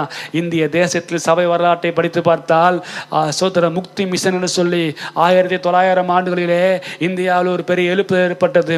அந்த நாட்களில் அருமையானவர்களே, அங்கிருந்த அந்த முக்தி மிஷனிலே ஜனங்கள் எல்லாம் கூடி ஆராதித்த பொழுது அந்த இடத்துல அக்கினி எரிந்து கொண்டிருந்ததாம். எல்லாரும் இதே போல சோத்திரம் அக்கினியை அந்த அவிழ்ப்பதற்காக, அக்கினியை சோத்திரம் அமர்த்துவதற்காக எல்லாரும் பக்கெட்டில் தண்ணி கொண்டு ஊத்துறதுக்கு வந்தாங்களாம் பாருங்க. அந்த இடத்துல சாதாரண அது நெருப்பு அல்ல, பரிசுத்தாவி நெருப்பாக அது இருந்துச்சான். கரங்களை உயர்த்தி ஆமென் சொல்லுவாங்க. அல்லேலூயா. சூத்திரம். அப்படிப்பட்ட சிறப்பு இந்த அக்கினிக்கு இருக்கிறது. இன்றைக்கு எங்கெல்லாம் இந்த அக்கினி ஊற்றப்படுகிறதோ அங்கெல்லாம் தேவன் எழுப்புதலை ஊட்டி கொண்டிருக்கிறார். ஆண்டவர் சொன்னார், இதோ அக்கினியை போட வந்தேன், அது இப்பொழுதே பற்றி எரிகிறது என்று சொல்லி பரிசுத்தாவின் அபிஷேகத்தை சொல்லப்பட்டிருக்கிறது. பிரியமானவர்களே, இன்னும் ஒரு சிறப்பு இந்த அக்கினிக்கு இருக்கு, பரவும் வல்லமை இருக்கு. சோத்திரம். இந்த அக்கினிக்கு இருக்கிற விசேஷமான ஒன்று பரவிக்கிட்டே இருக்கும் பாருங்க. ஒரு காட்டில் தீ வந்து விட்டா அது பாருங்க, அது பரவிக்கொண்டே நிற்காது, எங்கேயுமே நிற்காது, பரவிக்கொண்டே இருக்கும். எனவே பரிசுத்த ஆவியானவர் இன்றைக்கும் பரவி கொண்டே இருக்கிறார். இன்றைக்கு வரைக்கும் தேசம் எங்கும் அசை உடுத்தி கொண்டே இருக்கிறார். யாராலும் தடுத்து நிறுத்த முடியவில்லை. எனவே தான் அப்படிப்பட்ட விசேஷத்த அக்கினி தான் இந்த காலை நேரத்தில் அருமையானவர்களே நம்முடைய தேசங்கள் மேலே, நம்முடைய பட்டணத்தின் மேலே இறங்கி கொண்டிருக்கிறது. கரங்களை உயர்த்தி ஆமென் சொல்லுவோம். அல்லேலூயா. மூன்றாவது, அங்கே பரிசுத்த ஆவியானவருக்கு அடையாளமாக சொல்லப்பட்ட மூன்றாவது ஒரு அடையாளம் என்ன? அந்த வசனத்தை வாசிப்போம். 2ஆம் அதிகாரம் 3ஆம் வசனத்தை வாசிங்கள். அல்லாமலும் அக்கினிமயமான நாவுகள் போல பிரிந்திருக்கும் நாவுகள் அவர்களுக்கு காணப்பட்டு அவர்கள் ஒவ்வொரு மேலும் வந்து அமர்ந்தது. மூன்றாவதாக ஒரு பரிசுத்த ஆவியானவருக்கு அடையாளமாக சொல்லப்பட்டிருக்கிற வார்த்தை என்ன? நாவுகள். நாவுகள் என்ற வார்த்தை. பரிசுத்த ஆவியானவர் வந்த உடனே நம்ம செய்கிற காரியம் நம்ம நாவு ஆளுகை செய்கிறார். சோத்திரம். எனவே அங்கு சொல்லப்பட்டிருக்கிறது, நாவுகளை போல, பிரிந்திருக்கும் நாவுகளை போல அவர்களுக்கு காணப்பட்டுச்சான். பிரியமானவர்களே, பரிசுத்த ஆவியானவர் செய்கிற வேலை என்ன தெரியுமா? நாவு பிரிந்திருக்கும் நாவு என்று சொன்னால் 2, நம்மிடமும் பேசுவார், நம்மையும் பேச வைப்பார். ஆமென் சொல்லுவாங்க. பரிசுத்த ஆவியானவர் இருக்கிற பாருங்க, நாவு பிரிந்திருக்கும் நாவு போல என்று சொன்ன என்ன அர்த்தம்? நம்மிடமும் பரிசுத்த ஆவியானவர் பேசுவார். புதிய ஏற்பாட்டு பரிசுத்த ஆவியானுடைய முக்கியமான ஒரு காரியமே நம்மிடம் ஒவ்வொரு நாளும் பேசி கொண்டிருக்கிறார். அதான் விசேஷமான ஒன்று. நான் பலமுறை திருச்சபையில் சொல்லும்போது நான் அடிக்கடி சொல்கிற காரியம், நீங்கள் ஏன் மனுஷிட போய் கேட்குறீங்க? கர்த்தர் சொன்னாரா என்று நீங்கள் ஏன் கேட்க வேண்டும்? பிரதர், எங்களை பற்றி சொல்லுங்க, வெளிப்பாடு எதுவும் கிடைச்சிருக்கான்னு ஏன் கேட்கணும்? கேட்க தேவையில்லையே. நீங்கள் பரிசுத்த ஆவியானவரை சார்ந்து அவரை முக்கியப்படுத்தி அவர் ஆளுகைக்கு அவர் பேசுவதற்கு இடம் கொடுத்தால் நேரடியாக உங்களிடமே ஆண்டவர் பேசுவார். ஆமென். அல்லேலூயா. நீங்கள் ஆணுடைய வார்த்தையை கேட்காமல் அதற்கு அதை உணராமல் இருக்கும் பட்சத்தில் தான் நீங்கள் இன்னொரு நபர் மூலமாக கர்த்தர் பேச வேண்டும் என்று எதிர்பார்க்கலாம். ஸ்தோத்திரம். எனவே நீங்கள் ரெண்டாவது தரமாக தான் மற்றொரு மூலமாக நம்மோடு பேசுவாரை தவிர முதல் ரகமாக தேவனுடைய வேலையெல்லாம் அவர் வரும்போது நீதியை குறித்தும் நியாயத்தை குறித்தும் கண்டித்து உணர்த்தி உங்களோடு அவர் பேசிக்கொண்டே இருப்பார். பரிசுத்தாவினுடைய வேலையே பேசுறது தான். ஆமென் சொல்லுங்க. ஹல்லேலூயா. எனவேதான் நாவு என்ற வார்த்தையை பயன்படுத்தப்பட்டிருக்கிறது. நாவு என்னைக்குமே பரிசுத்தாவியை பெறும்போது சில அடையாளம் வருதுன்னா அது அப்படியே நம்ம புறம தர முடியாது. ஆவியானவர் என்ன செய்ய போகிறார் என்பதுக்கு தான் இந்த 3 அடையாளம் வந்துச்சு. பலத்த காற்று, அக்கினி, நாவு என்று சொல்லி அந்த இடத்துல வந்திருக்குன்னு சொன்னா சும்மா வரல. தேவன் என்ன பரிசுத்த ஆவியானவனை யார் என்பதை வெளிப்படுத்தி கொண்டிருக்கிறார். அவர் வேலையே ஒவ்வொரு நாளும் பேசுறது தான். ஆமென் சொல்லுவோம். ஹல்லேலூயா. நம்மிடம் பேசுவார். இதயம் திறந்து நீங்கள் ஜெபித்தால், பரிசுத்த ஆவியானவர் இடம் கொடுத்தால் ஒவ்வொரு நாளும் உங்களோட அவர் பேசுவார். அது மாத்திரமல்ல, நம்மை அவர் பேச வைப்பார். ஹல்லேலூயா. ஸ்தோத்திரம். அருமையானவர்களே, எங்கே பேச வைப்பார்? பயந்து ஓடினவர்களை மற்றவர்கள் பயப்படும்படி பேச வைத்தார். கரங்களை வைத்து ஆமென் சொல்லுவோம். ஹல்லேலூயா. சந்தேகத்துடன் பேசினவர்களை மற்றவர்கள் சந்தேகத்தை விளக்கும்படியாக பேச வைத்தார். அப்போஸ்தலர் 2ஆம் அதிகாரம் 15ஆம் வசனத்தை வாசியுங்கள். அப்போஸ்தலர் 2ஆம் அதிகாரம் 15ஆம் வசனத்தை வாசியுங்கள். நீங்கள் நினைக்கிறபடி இவர்கள் வெறி கொண்டவர்கள் அல்ல. பொழுது விடிந்து 3ஆம் மணி வேலையா இருக்கிறது.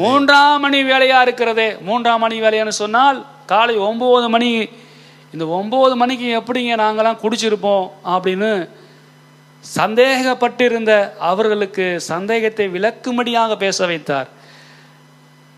நீங்கள் இயேசுவோடு வாழ்ந்த பொழுது நிறைய சந்தேகத்தை எல்லாரும் கேட்டாங்க. எல்லாருக்கும் தெரியும். இந்த பேதுரு இந்த அப்போஸ்தலர் 2ஆம் அதிகாரத்தில் பேசியிருக்கிற மாதிரி இயேசு காலத்தில் பேசியிருந்தா பேதுரு எங்கேயோ பயந்துருப்பான். கரங்களை உயர்த்தி ஆமென் சொல்லுவாங்க. ஹல்லேலூயா. இந்த பேதுருவா இங்கே எப்படி பேசுகிறான் என்று கேட்கும் அளவுக்கு பாருங்க, ஆச்சரியமா இருக்கு. அவ்வளவு சரித்திரத்தை இங்கே பேசுகிறார்.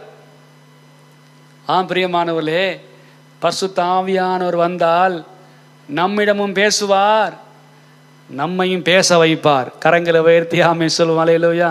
இந்த ஊழியத்துக்கு வந்த பொழுது எனக்கு இருக்கிற ஒரே தடை அதுதான். நான் எப்படி பேசுறது ஆண்டவரே? ஸ்தோத்திரம். பேச்சு தான் நமக்கு பெரிய பிரச்சனையே. ஸ்தோத்திரம்.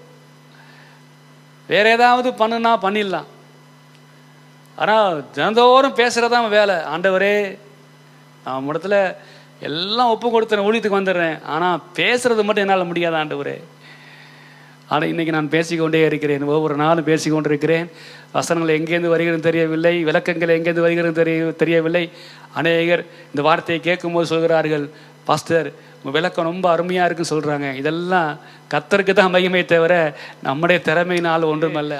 ஸ்தோத்திரம். தேவன் தான், பரிசுத்த ஆவியானவர் தான் இந்த வெளிப்பாட்டை கொடுத்து பேச வைக்கிறார். காரணம் அதுதான் நாவு. ஸ்தோத்திரம். ஹல்லேலூயா. இருக்கீங்களா? கரங்களை உயர்த்தி ஆமென் சொல்லுவோமாக. ஹல்லேலூயா. இதெல்லாம் பேசுவதெல்லாம் பரிசுத்த ஆவியானவர் தான். மனித திறமைகள் அங்கே வரவே முடியாது. ஒவ்வொரு விளக்கமும் பரிசுத்த ஆவியானவர் தான் நம்முடைய சபை மூலமாக அவர் பேசி கொண்டிருக்கிறார். கரங்களை உயர்த்தி ஆமென் சொல்லுவோமாக. ஹல்லேலூயா. சந்தேகப்பட்டு பேசினவர்களை சந்தேகத்தை விளக்கும்படியாக, ஆச்சரியப்படும் விதமாக, படிக்காத இவர்களா இப்படி பேசுகிறார்கள் என்று சொல்லும் அளவுக்கு, பிரியமானவர்களே, அவர்கள் பேசிய காரியத்தை பாருங்கள். அதான் நாவுகள், பிரிந்திருக்கும் நாவுகள். ஸ்தோத்திரம். இரண்டாவது, பிரிந்திருக்கும் நாவுகளுக்கு இரண்டாவது அர்த்தம் என்ன? சொந்த மொழியும் பேசுவார்கள், தெரியாத மொழியும் பேச வைப்பார். ஆமென் சொல்லுவோம். ஹல்லேலூயா. ஸ்தோத்திரம். ஹல்லேலூயா. அங்கிருந்தவர்கள் அப்போஸ்தலர் 2ஆம் அதிகாரத்தை படித்து பார்த்தால் வந்தவங்க எல்லாம் சொல்றாங்க, நம்முடைய ஜென்ம பாஷையிலே பேசுகிறார்களே என்று சொன்னால் நல்லா புரிந்து கொள்ளுங்க. இப்பொழுது இந்த பெந்தேகோஸ்தே பண்டிகைக்கு உலகம் முழுவதும் இருக்கிற எல்லா யூதர்களும் வந்திருக்கிறார்கள். யூதர்கள் போன இடத்துல அவர்கள் வேற ஒரு மொழியை கற்று அவர்களும் பேசிக்கொண்டு வருகிறார்கள். எனவே அந்த மொழியெல்லாம் இப்போ பேச இங்கே ஆரம்பிச்சிட்டாங்க. எனவே நல்லா கவனிங்க, சொந்த மொழியும் பேச வைப்பார், தெரியாத மொழியும் பேச வைப்பார். அதான் நாவு, பிரிந்த நாவு.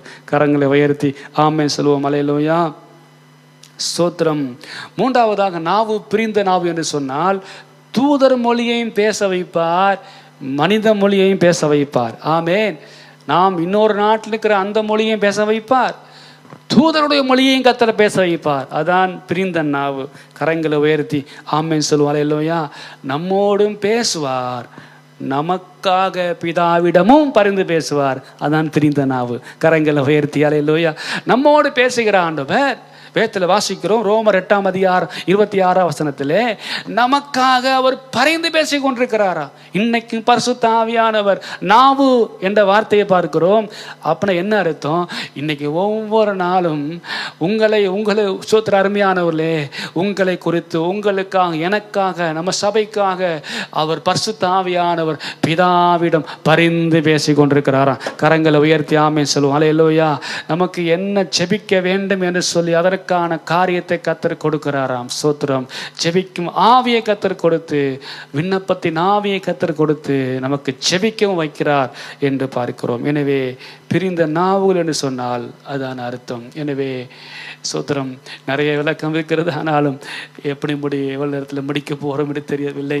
ஸ்தோத்திரம். அருமையை இரண்டாவதாக அங்கே வாசிக்கிறோம், வந்திருந்தார்கள். ஆமென் சொல்லுவோம். அல்லேலூயா. பரிசுத்த ஆவி வரும்பொழுதுதான் இவ்வளவு விளக்கத்தை பார்த்தோம்.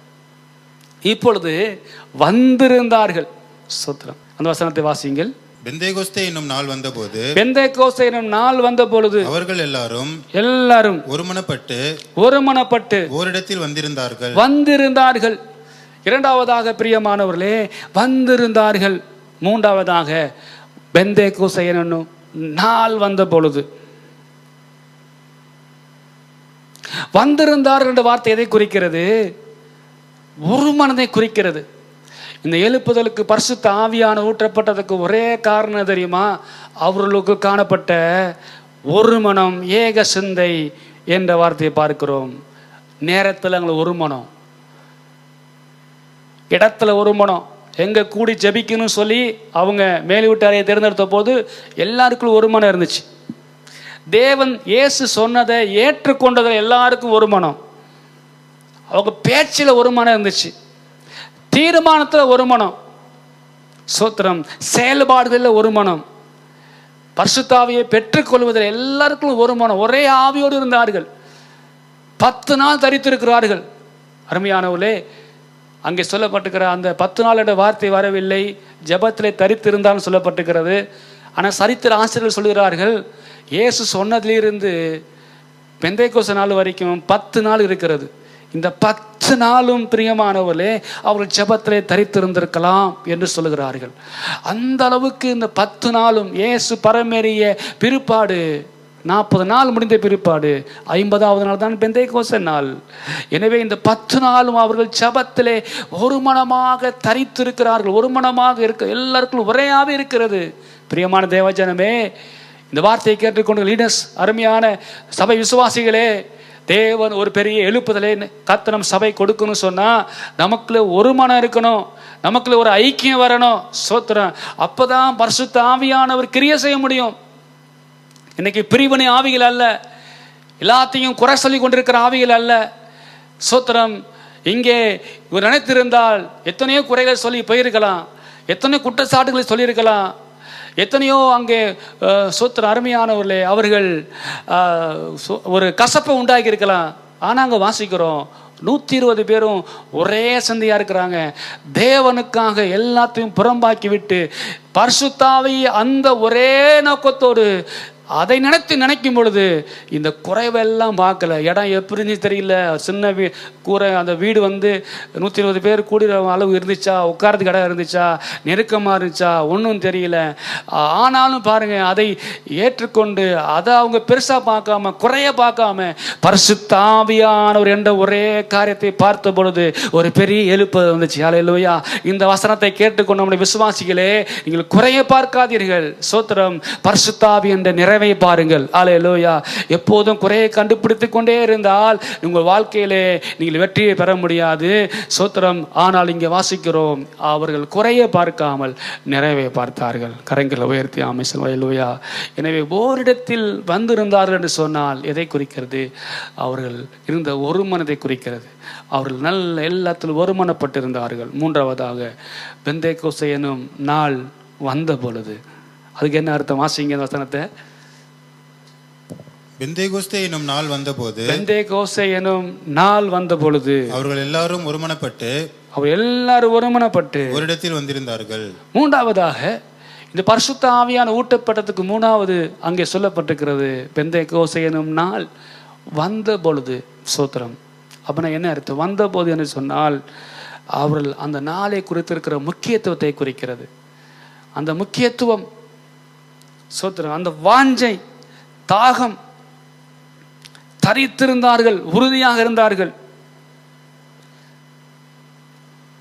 எருசலேம் நோக்கி போகாமல் தேவன் சொன்னபடியாக அவர் வீட்டிலே தரித்திருக்கிறாங்க. இந்த நாட்களில் பெந்தேகோஸ்தே நாளிலே எல்லாரும் எங்கே போவாங்கன்னா ஆலயத்தை நோக்கி தான் போவாங்க. ஆனால் இவங்க பாருங்க, பெந்தேகோஸ்தே நாள் வந்த பொழுது இவங்க தனியாக கூடி அந்த வாஞ்சை, அந்த விருப்பம். இன்னைக்கும் பரிசுத்த ஆவியின் அருள் மாதிரி நம்ம ஊற்றப்படணுமா? நமக்கு ஒரு வாஞ்சை வேணும். தாகம் உள்ளவன் மேல் தண்ணீரை ஊற்றுவேன் என்று சொல்லப்பட்டிருக்கிறது. நம்ம ஒரு தாகத்தோடு வாஞ்சையோடு நாம் இருக்கும் பொழுது பரிசுத்த ஆவியான நிறைவு நமக்குள்ளாக வரும். பிரியமானவர்களே, சோத்திரம். பரிசுத்த ஆவியானவர் வந்த பிற்பாடு இவர்கள் அடைந்த 8 காரியத்தை நான் இந்த காலை அந்த நேரத்தில் பார்த்து நான் பிரசங்கத்தை முடிக்க விரும்புகிறேன். முதலாவதாக இந்த பரிசுத்த ஆவியானவர் அவர்களுக்கு வந்த பிற்பாடு முதலாவது வந்த காரியம், அவங்களுக்கு ஒரு தெளிவு வந்துச்சு. சோத்திரம். ஒரு பெரிய தெளிவு, சீசர்களுக்கு ஒரு பெரிய தெளிவு வந்துச்சு. என்ன தெளிவு? பரிசுத்த ஆவி இனிமே நிரந்தரமாய் நம்மோடு தங்குவார் என்ற ஒரு தெளிவு அப்பதான் வந்துச்சு அவங்களுக்கு. சோத்திரம். இரண்டாவது, தேவ ராஜ்யம் என்பது இந்த உலகத்துக்குரிய ஆளுகை அல்ல என்பதை அப்பொழுதுதான் புரிஞ்சு கொண்டாங்களா. அது வரைக்கும், இயேசு வாழ்ந்த நாட்கள் வரைக்கும் இயேசு கிறிஸ்து ஒரு உலக பிரகாரமான ராஜாவாய் மாறப்போகிறார் என்று தான் அவர்களுக்கு அந்த வெளிப்பாடு இருந்துச்சு. எனவே தான் நிறைய இடத்துல பார்த்தீங்கன்னா அவர்கள் எப்போ உங்கள் ராஜ்யம் வரும், எப்போ நம்மளாம் மந்திரி ஆகலாம் அப்படின்னு நினச்சிட்டு இருந்தானுங்க. சோத்திரம். இயேசுடைய சீசரில் அநேகர் அப்படி தான் கேட்டுட்டு இருந்தாங்க, ஆண்டவரே உங்கள் ராஜ்யம் எப்போ வரும், எப்போ நீங்கள் ராஜாவாக மாறுவீர்? உலக பிரகாரமான பதவியை தானே அவர்கள் விரும்பி கொண்டு இருந்தார்கள். ஆனால் இந்த பரிசுத்த ஆவியானவர் என்னைக்கு வந்தாரோ அப்போ தான் அவங்களுக்கு தெளிவு வந்துச்சு, தேவனுடைய ராஜ்யம் இந்த பூமிக்குரியதல்ல, பரலோகத்துக்குரியது. கரங்களை உயர்த்தி ஆமென் சொல்லுவாங்களே இல்லையா? மூன்றாவது ஒரு வெளிப்பாடு வந்துச்சு. என்ன தெரியுமா? இஸ்ரவேலுக்கு மட்டுமல்ல, அகில உலகத்திற்கு நம்முடைய தேவன் சொந்தமானவர் என்ற வெளிப்பாடு அப்பதான் வந்துச்சான். கரங்களை உயர்த்தி ஆமென் சொல்லுவோம் அல்லேலூயா. எனவே இந்த பரிசுத்த ஆவியானவர் எங்களை பெற்றாதான் உங்களுக்கு இப்படிப்பட்ட வெளிப்பாடு வரும். இன்னைக்கெல்லாம் பார்த்தீங்கன்னா ஒரே அந்த சோத்திர ஒரு குறுகிய வட்டத்துக்குள்ளே சிலர் இருப்பாங்க. சோத்திர என் குடும்பம், என்னுடைய எங்கள் சோத்திர என்று சொல்லி அப்படியாக ஒரு வட்டத்துக்குள்ளே இருப்பீங்க. சொன்னால் பரிசுத்த ஆவியானவர்களை பெற்றுவிட்டால் பரந்த சிந்தனைகளுக்கு வரும், பரந்த வெளிப்பாடு வரும். எல்லாருக்கும் தேவன் சொந்தமானவர், நம்முடைய தேவன் எல்லாருக்கும் சொந்தமானவர். நான் எல்லாருக்கும் தேவையானவன், எல்லாரும் நம்முடைய பிள்ளைகள், எல்லாரும் நம்ம சொந்த குடும்பம் என்ற பாரம் தெளிவு இந்த பரிசுத்தாவியின் அபிஷேகத்தை பெறும்பொழுது தான் நமக்கு வரும். சோத்திரம். ரெண்டாவது, அவங்க செயல்பாடில் ஒரு பெரிய மாற்றம் ஏற்பட்டது. பயந்து இருந்த காலம் போய் இப்பொழுது சுவிசேஷத்தை உலகமெங்கும் பரப்பினார்கள். இன்னைக்கு ஒவ்வொரு திருச்சபையிலும் 400 பேர், 500 பேர், 10,000 பேர் இருக்கிறோம். நம்ம கிராமத்தையே கலக்க முடியல. ஆனால் 12 பேர், இந்த சீசர்கள் 12 பேரை வைத்து ஆண்டவர் இந்த உலகத்தை கலக்கி எடுத்தார். கரங்களை உயர்த்தி ஆமென் சொல்லுவோம் அல்லேலூயா. உலகத்தை கலக்கிறவர்கள் இங்கு வந்து விட்டார்களா என்று சொல்லக்கூடிய அளவுக்கு உலகத்தையே கலக்கி எடுத்தார். அங்கிருந்து ஒரு தோமா எத்தனை 1000 கிலோமீட்டர் தாண்டி இந்தியாவில் வந்து சுவிசேஷம் அறிவித்தார் என்றால் பாருங்கள். கரங்களை உயர்த்தி ஆமென் சொல்லுவோம் அல்லேலூயா. மூன்றாவதாக சுபாவ மாற்றம் அவங்களுக்கு வந்துச்சு. என்ன வந்துச்சு? ஒருமனம் வந்துச்சு, விட்டு கொடுத்தாங்க, மன்னித்தாங்க, ஒருவருக்கு ஒரு மன்னிச்சாங்க. பரிசுத்த ஆவியை பெறுவதற்கு முன்பதாக மன்னிக்கும் தன்மை இல்லை அவங்களுக்கு. ஆனால் அந்த பரிசுத்தாவின் அபிஷேகத்தை பெற்ற பிற்பாடு தான் மன்னிக்கிற குணம் வந்துச்சு. சபை வரலாற்றை படித்து பார்த்தீங்கன்னா பிரியமானவர்களே, அன்றைக்கு இருந்த சரித்திர வரலாற்று ஆசிரியர் சொல்றாரு, ஏன் அந்த கிறிஸ்தவம் வாழ்ந்துச்சு அப்படின்னு சொல்லும்போது சொல்றாரு, இந்த கிறிஸ்தவர்களை இவ்வளவு உபத்திரப்படுத்துறோமே, இவ்வளவு அடிக்கிறோம், அவங்க பிள்ளைலாம் நம்ம கொல்றோம், ஆனாலும் அவர்கள் நம்மிடம் வந்து பேசுகிறார்கள், நமக்கு ஆலோசனை கொடுக்கிறார்கள், நமக்கு மீண்டும் நம்மிடம் அவர்கள் எந்த கசப்பும் இல்லாமல் நம்மிடம் பழகுகிறார்கள் என்று சொல்லி இருந்த அந்த ஒரு தன்மை தான் கிறிஸ்தவத்தை பெரிய அளவு வாழ்ந்துச்சான். கரங்களை உயர்த்தி ஆமை சொல்லுவாங்களே இல்லையா, சோத்திரம். கிறிஸ்தவம் வாழ்ந்ததுக்கு இது ஒரு காரணம் பாருங்க, மன்னிக்கும் தன்மை. இன்னைக்கு எத்தனை குடும்பத்தை எடுத்துக்கொண்டாலும் எத்தனை வருஷ தவறெல்லாம் இன்னைக்கு நம்ம வச்சிருப்போம், மனசில் வச்சிருப்போம். கடந்த நாட்களே ஒருத்தனை சந்தித்தேன், ஃபோன் மூலமாக பேசினார். அப்பொழுது அவர் சொன்னார், படித்த நாட்களில் இருந்த அதை அவர் சொல்லி, இந்த மாதிரி அந்த நாளில் அவர் என்னை திட்டினார் அல்லவா, இந்த மாதிரி பேசினார் அல்லவா அப்படின்னு சொன்னார். நான் சொன்னேன், ஏப்பா எத்தனை வருஷத்துக்கு முன்னாடி நம்ம எத்தனை வருஷம் முன்னாடி படித்தோம், அப்போது அவர் திட்டினார், எதை திட்டிருப்பார், அவர் அந்த சூழ்நிலையில் அவர் ஆசிரியராக இருந்தார், எனவே நம்ம திருத்துவதற்காக சில காரியம் சொன்னார், அதை போய் இன்னுமா மனசில் வச்சுட்டு இருக்கிற அப்படின்னு நான் கேட்டேன். இன்றைக்கும் பாருங்கள், நல்ல காரியத்தை ஜனங்கள் மனசில் வைக்கிறதில்ல. இந்த பிரசங்கத்தை கேட்கும்போது உங்கள் மனசில் நீங்கள் இன்னும் பழைய காரியத்தை இன்னும் மன்னிக்காமல் இன்னும் நீங்கள் வச்சுக்கிட்டு, இன்னும் மனசுலையே அப்படியே வச்சுக்கிட்டு அதை அப்படியே நீங்கள் பேசி கொண்டிருப்பீங்க சொன்னால் உங்களுக்குள் பரிசுத்த ஆவியானவர் இல்லை. சோத்திர உண்மை இதான் உண்மை. என்னைக்கு உனக்கு மன்னிக்கிற குணம் வருதோ அங்கே பரிசுத்த ஆவியானவர் இருக்கிறார். நீ இன்னும் மன்னிக்காமல் இருந்தால் உனக்குள்ள பரிசுத்த ஆவியானவர் இல்லை. ஏன்னா உன் கனிகளை கொண்டே நீ யாருன்னு அறிஞ்சிக்கலாம்னு சொல்கிறார் ஆண்டவர். நீங்கள் சபைக்கு வந்தால் மட்டும் போதுமா, பைபிள் வாசித்தா மட்டும் போதுமா? மன்னிக்கிற குணம் எத்தனை விசுவாசிகள் இல்லை. சோத்திரம். இந்த பிரசங்கம் வாழ்க்கையை மாற்றுவதாக. சோத்திரம். எனவே ஆதி திருச்சபையில பரிசுத்த ஆவியானவர் ஊற்றப்பட்ட பொழுது மன்னிக்கும் தன்மை வந்துச்சு, விட்டு கொடுக்கும் தன்மை வந்துச்சு. ஒருத்தருக்கு ஈகோ காணப்படலை, எல்லாரும் அனுசரித்து போயிட்டாங்க. இந்த குணம் இன்னைக்கு நமக்கு தேவை, ஒவ்வொரு திருச்சபையிலும் தேவை. இதில் நம்ம மாற்றம் வராமல் எழுப்புதல் வராது. நீங்கள் என்னதான் கண்ணீரோடு டிவியில் பார்த்து ஜெபம் பண்ணாலும் நீங்கள் நானும் மாறாமல் எழுப்புதல் வரப்போகிறதில்ல. கரங்களை உயர்த்தி ஆமை சொல்லுவோம் அல்லேலூயா. இப்போலாம் எல்லாரும் டிவி கிறிஸ்தவங்களாக மாறிட்டோம். எல்லாரும் டிவியில் பார்த்து அப்படியே அழுகுறாங்க. சோத்திரம். என்னதான் நான் சொல்கிறேன், உங்களுக்குள்ளும் எனக்குள்ளும் மாற்றம் வராமல் இந்த இந்தியாவில் எழுப்புதல் வராது. சோத்திரம். அல்லேலூயா.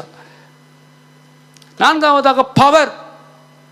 பரிசுத்தாவின் வல்லமையால் நிரப்பப்பட்டவர்கள் வியாதி நீங்கியது அவர்கள் மூலமாக. சாத்தான் ஓடினான். சோத்திரம். சத்துருக்கள் தோல்வியடைந்தார்கள். இப்படிப்பட்ட பவர் வெளிப்பட்டுச்சு. ஐந்தாவதா பெரிய வளர்ச்சி உண்டாகி சபை எண்ணிக்கை பெருகியது. ஆறாவதாக ஆராதனையில் மாற்றம் வந்துச்சு. இதுவரை சடங்காச்சாரமாக ஆராதிச்சவங்க இப்போ ஆவியோடு உண்மையோடு ஆராதிக்க ஆரம்பிச்சிட்டாங்க. ஏழாவதாக கர்த்தருக்காக உறுதியாய் வாழ வேண்டும் என்ற ஒரு பெரிய உறுதி அவளுக்கு வந்துச்சான். எனவே தான் அந்த காலத்தில் அவ்வளவு உபத்திரப்பட்ட பொழுது நல்லா கவனிங்க, அவங்க உறுதியாக இருந்தாங்க. எத்தனை உபத்திரம் தெரியுமா? அந்த காலத்தில் இருந்த கிறிஸ்தவங்களுக்கு இருந்த உபத்திரவத்தை இன்றைக்கி நம்ம வர்ற உபத்திரவம் 100ல் 0.1 கூட கிடையாதாங்க. அவ்வளவு உபத்திரத்தை சகித்து கொண்டார்கள். அவ்வளோ காரியத்தை சகித்து அவ்வளவு காரியத்தையும் அவர் எப்படியாக உறுதியாக இருந்தாங்க தெரியுமா? பரிசுத்தாவின் அபிஷேகத்தை பெற்றபடியாக தான் அந்த உறுதி அவர்கள் காணப்படிச்சான். பிரியமானவர்களே, இந்த பெந்தேகோஸ்து நாளிலே விசேஷமாக இந்த 8 காரியம் நமக்கு இன்னும் வருவதாக, தேவனுடைய வல்லமை நமக்கு வருவதாக, தேவனுடைய சுபாவம் நமக்கு வருவதாக, தேவனுடைய அந்த கிருபை நமக்கு உண்டாவதாக. சோத்திரம். அல்லேலூயா. எல்லாரும் கண்களை மூடி எல்லாரும் முழங்கால் படிக்கிட்டு, ஆண்டவரே இந்த பரிசுத்த ஆவியானவர் வரும் பொழுது அவள் பெற்ற அந்த பலனை போல நாங்களும் இந்த நாளிலே விசேஷமாக நாங்கள் ஆண்டவரை அதை உணர்ந்து இந்த பரிசுத்த ஆவியை பெறுகிறதுனாலே, ஆண்டவரை பெற்றதுனாலே எங்கள் வாழ்க்கையில் இன்னும் சில மாற்றங்களை நாங்கள் பெற்றுக்கொள்ள எனக்கு உதவி செய்ய எல்லாரும் சேர்ந்து கரங்களை உயர்த்தி எல்லாரும் ஜெபிக்க போகிறோம். ராமாதா ராபா பாபா எல்லாரும் ஜெபம் பண்ணுவோம். ராமா தி ராமா சாந்தா ராபாபா நீ பாதா ராமா நா ராபா சாந்தா ரபா. ஹல்லேலூயா, ஹல்லேலூயா. உமக்கு நன்றி, நன்றி ஆண்டவரே. பரிசுத்த ஆவியானவரே மை துதிக்கிறோம். பரிசுத்த ஆவியானவரே மை துதிக்கிறோம். சர்வவல்ல தேவனே மை துதிக்கிறோம் ஆண்டவரே. ஹல்லேலூயா. எல்லாரும் கேட்போம். ஆண்டவர் பின்மாரின் மழையை தேவன் பெய்ய பண்ணுவார் என்று சொல்லப்பட்டிருக்கிறது. அருமையானவர்களே, இந்த 1900 ஆண்டு தேவன் முன்மாரியை கர்த்தர் ஊட்டினார். இந்த நாட்களிலும் ஒரு பெரிய பின்மாரி மழையை தேசம் எங்கும் நாம் பார்க்க போகிறோம். இந்த பிரச்சனைக்கு, இந்த பயங்கரமான இந்த நெருக்கத்தின் காலத்துக்கு பிற்பாடு தேசம் ஒரு பெரிய எழுப்புதலை சந்திக்க இருக்கிறது. ஒரு பெரிய பின்மாரி மலையை நாம் பார்க்க போகிறோம். எல்லாரும் கரங்களை உயர்த்தி ஆமென் சொல்லுவோம். ஹல்லேலூயா, ஹல்லேலூயா. எல்லாரும் சொல்ல ஊற்றப்பட வேண்டுமே உன்னதத்தின் ஆவி. எல்லாரும் சொல்லுவோம் ஹல்லேலூயா.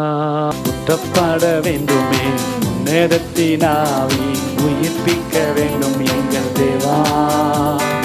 முன்மாரியாக இன்று பொழிந்திட்ட ஆவி, பின்மாரியாக இன்று பொழிந்திடுமே. ஊற்றப்பட வேண்டுமே உன்னதத்தின் ஆவி, உயிர்ப்பிக்க வேண்டும் எங்கள் தேவா. முன்மாரியாக இன்று பொழிந்திட்ட ஆவி, பின்மாரியாக இன்று பொழிந்து. சேர்ந்து பாடுவோம். என்னை அபிஷேகமே, என்னை அபிஷேகமே, என் தலையை நினைக்க, என் தலையை நினைக்க. ஆவியால் நிரப்புமே, ஆவியால் நிரப்புமே. பாத்திரம் வழிந்தோடும், பாத்திரம் வழிந்தோடும். நீச்சலாலே மூழ்கியே, நீச்சலாலே மூழ்கியே. நேசரன்பில் மகிழ, நேசரன்பில் மகிழ. அக்கினி அபிஷேகம், அக்கினி அபிஷேகம். எந்த நாவல் தித்திடும், எந்த நாவல் தித்திடும். ஊற்றப்பட வேண்டும் உன்னதத்தின் ஆவி. எல்லாரும் பாடும். இந்த காலை நேரத்தில் விசேஷித்த கர்த்தருடைய பிரசன்னம் பின்மாரியாக நம்மத்தில் ஒவ்வொரு மேலும் அவர் ஊட்டி கொண்டிருக்கிறார். ஊற்றப்பட வேண்டும் உன்னதத்தின் ஆவி, உயிர்ப்பிக்க வேண்டும் எங்கள் தேவா. எல்லாரும் சேர்ந்து பாடுவோம். கர்த்தர் விசேஷித்த அபிஷேகத்தை எல்லாருக்குள்ள ஊற்றி கொண்டு பரிசுத்த ஆவியானவர் வரும் பொழுது, பெந்தேகோஸ்தே நாள் வந்த பொழுது அவ எல்லாரும் வந்திருந்தார்கள். இந்த காலை நேரத்தில் பிரியமானவர்களே, பரிசுத்த ஆவியானவர் எல்லாரும் மேலும் பொழிந்தள்ளப்படுகிறார். எல்லாருமே ஊற்றப்பட்டு கொண்டிருக்கிறார். உங்கள் ஆவியை கர்த்தர் தட்டி எழுப்புகிறார். இந்த நாளில் விசேஷித்த புது எண்ணெயால் கர்த்தர் நிரப்புகிறார். எல்லாரும் விசேஷித்த அபிஷேகத்தை நாம் பெற்றுக்கொள்வோமாக. அக்னிமயமான நாவுகளை கொண்ட நாவுகள் உங்கள் மேல் இறங்கி கொண்டிருக்கிறது. ஹல்லேலூயா. ஓ ராபா சாந்தா ராபா ரீ. பலத்த காட்டு அடிக்கிற முழக்கம் போல் உங்கள் மேல் ஊட்டப்பட்டு கொண்டிருக்கிறது. அவள் கூடி இந்த இடம் அசைந்து கொண்டிருக்கிறது. ஹல்லேலூயா. ஒரு இதயத்தில் ஒரு அசைவு வருவதாக, உள்ளத்தில் ஒரு பெரிய அசைவு வருவதாக. ஓ ராபா சாந்தா ராபா. முன்மாரியாக அன்று பொழிந்திட்ட ஆவி, பின்மாரியாக இன்று பொழிந்திடுமே. அபிஷேகம் என் தலை மேலே, ஆவியானவர் எனக்குள்ளே. அபிஷேகம் என் தலை மேலே, ஆவியானவர் எனக்குள்ளே. அபிஷேகம் என் தலை மேலே, ஆவியானவர் எனக்குள்ளே. அபிஷேகம் என் தலை மேலே, ஆவியானவர் எனக்குள்ளே. அபிஷேகம் தலை மேலே, ஆவியானவர் எனக்குள்ளே. அபிஷேகம் தலை மேலே விசேஷ ஒரு அபிஷேகம். பாபா சங்கர் அபிஷேகம். எல்லாம் முழங்கால் படிட்டு உங்க மேல உங்க தலை மேல விசேஷத்தை அபிஷேகம் இறங்கி கொண்டிருக்கிறது. ஆவியின் வரம் இரட்டிப்பாய் மாறுவதாக. இதில் பெற்ற அபிஷேகம் அடலமுட்டி எழுப்பப்படுவதாக. புதித அநேகர் அபிஷேகத்தை பெற்றுக் கொள்வார்களாக. வானம் திறக்கப்பட்டு புறாவை போல உங்கள் மேல் வந்து இறங்கி கொண்டு அநேக தரிசனம் பார்த்து கொண்டிருக்கிறீர்கள்.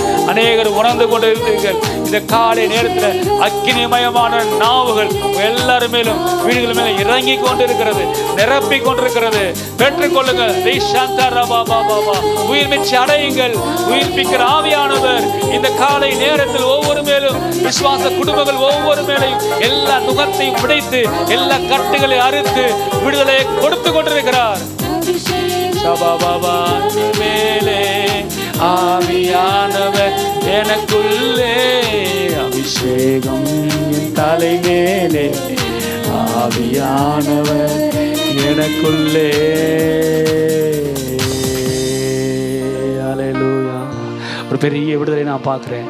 பரிசுத்த ஆவியானவர் எங்கே உண்டோ அங்கே விடுதலை உண்டு என்ற வார்த்தையின்படியாக ஒரு மகிமையான தேவ பிரசனம் எல்லா நுக கட்டுகளை உடைத்து கொண்டு ஒரு பெரிய டெலிவரன்ஸை கத்தர் கொடுத்து கொண்டிருக்கிறார். குடும்பத்தில் விடுதலை, தனிப்பட்ட ஒவ்வொருத்தருக்கும் விடுதலை கத்தர் கொடுத்து கொண்டிருக்கிறார். ஆண்டவரே, ஒரு பெரிய பின்மாறி மலை ஆயத்தமாக இருக்கிறது. எல்லாரும் கரங்களை வைத்தீங்க. தேசத்தில் ஒரு பெரிய பின்மாறி மலையை நாங்கள் பார்க்க போகிறோம். ஆண்டவரே, இந்த ஆண்டவர் லாக்டவுனுக்கு பிற்பாடு தேசத்தை ஒரு பெரிய எழுப்புதலை கத்தர் கொடுக்க போகிற விசுவாசித்து அதற்கு என்னை தகுதி பொறுத்த நான் மாறணும். ஆண்டவரே, எல்லாரும் சொல்லுவோம் ஹல்லேலூயா. எழுப்புதல் தானாய் வராது, எழுப்புதல் எங்கேயாவது வராது, நம் மூலமாக தான் வரப்போகிறது. ஹல்லேலூயா. நமக்குள் இருக்கிற ஆவியானவர் தான், நமக்குள் இருந்த உணர்வு தான், நமக்குள் இருந்த வைராக்கியம் தான் எழுப்புதலாய் மாறும். எல்லாரும் கத்தரை துதிப்போமாக. ஆண்டவரே, துதிக்கிறோம். ஆண்டவரே, ஒரு சிவப்பு கொடுக்கணும் ஐயா. நீங்க ஆளுகை செய்யுங்க ஆண்டவரே. ஒரு பெரிய மகிமைகளை நிரப்பியிருப்பதற்காக சோதரிக்கிறோம். தாழ்த்து பெருமையாக்குகிறோம். ஒருவருக்கே நாங்கள் மகிமை செலுத்துகிறோம். ஆளுகை செய்யும். இயேசு மூலம் ஜெபிக்கிறோம் நல்ல பிதாவே. என் ஆத்துமாவே கர்த்தரை ஸ்தோத்திரி, என் முழு உள்ளமே ஒரு பரிசுத்த நாமத்தை ஸ்தோத்திரி. என் ஆத்துமாவே கர்த்தரை ஸ்தோத்திரி, அவர் செய்த சகல உபகாரங்களும் மறவாதே. நம்முடைய பிதாவாகிய தேவனுடைய அன்பு, பரிசுத்த ஆவியுடைய ஐக்கியம், இயேசு கிறிஸ்துவின் கிருபையும் இப்போது எப்போது நம்மோடு இருந்து இந்த பெந்தேகோஸ்தே நாளில் விசேஷ ஒரு பெரிய மகிழ்ச்சியை கொடுத்து, பெரிய மனநிறைவை கொடுத்து, விடுதலை கொடுத்து நடத்துவாராக. ஆமென். அல்லேலூயா. எல்லாரும் கரங்களை உயர்த்தி ஆமென் சொல்லுவோம். அல்லேலூயா. இந்த பெந்தேகோஸ்தே நாளில் நீங்கள் செய்ய வேண்டிய ஒரு காரியம் இருக்கிறது. என்ன தெரியுமா? ஸ்தோத்திரம். இந்த ஆவியின் நிறைவை பெற்ற நீங்கள் ஒரு 10 நிமிடம் அல்லது 15 நிமிடம் நீங்கள் இருக்கிற இடத்துல நீங்கள் போய் உங்கள் தெருக்களிலே நடந்து ஜெபம் பண்ணுங்க. அல்லேலூயா. ஸ்தோத்திரம். நீ சத்தமாக அல்ல, நீ நடந்து, ஆண்டவரே இந்த பாட்டை இந்த தெருக்கள் எல்லாம் எழுப்புதல் வரட்டும் ஆண்டவரே என்று சொல்லி ஒரு 10 நிமிடம் 15 நிமிடம் நீங்கள் போய் உடனே இந்த ஆராதனை முடிவிலேயே நீங்கள் என்ன செய்யுங்க, இந்த அபிஷேகத்தை நிறைய பெற்ற நீங்கள் போய் ஒரு 10 நிமிடம் நீங்கள் தனியாக அல்லது நீங்கள் நடந்து போய் ஒவ்வொரு தெருவாக நடந்து ஜெபம்ட்டு வாங்க. கர்த்தர் நம்முடைய பட்டணத்தை அசைய பண்ண போகிறார். ஒரு பெரிய எழுப்பதை நாம் பார்க்க போகிறோம். ஜூன் 1ஆம் தேதி அதிகாலை ஆராதனை நமக்கு எப்போதும் போல நமக்கு வீடியோவில் அனுப்பப்படும். நீங்கள் யாவரும் வீடுகளே இருந்து அந்த 1ஆம் தேதி காலை ஆராதனை நீங்கள் பார்க்க போகிறீங்க. ஆனால் சபை பகல் முழுவதும் திறக்கப்பட்டிருக்கோம். நீங்கள் வந்து நீங்கள் ஒருவரோ இருவரோ வந்து நீங்கள் சபையில் ஜெபிக்கலாம். எனவே ஒருத்தர் 2 பேர் வந்து ஜெபிக்கிறதுக்கு அரசாங்கம் தடை செய்யவில்லை. எனவே நீங்கள் ஒருத்தர் 2 பேர் வந்து மணி நேரத்தில் வந்து சபையில் ஜெபிக்க பாதுகாப்பு காரியத்தை அணிந்து கொண்டு நீங்கள் வந்து சபையில் ஜெபிக்கலாம். அந்த 1ஆம் தேதி விசேஷ நாள் முழுவதும் நமக்கு ஜெப நாள். எனவே 2 பேர் 3 பேர் வந்து சபையில் ஜெபிப்பதற்கு நீங்கள் வாஞ்சியுங்கள். கர்த்தர் பெரிய காரியத்தை நமக்கு செய்வாராக. தேங்க்யூ. God bless you. கர்த்தர் யாவரையும் ஆசீர்வதிப்பாராக. நன்றி. தேங்க்யூ.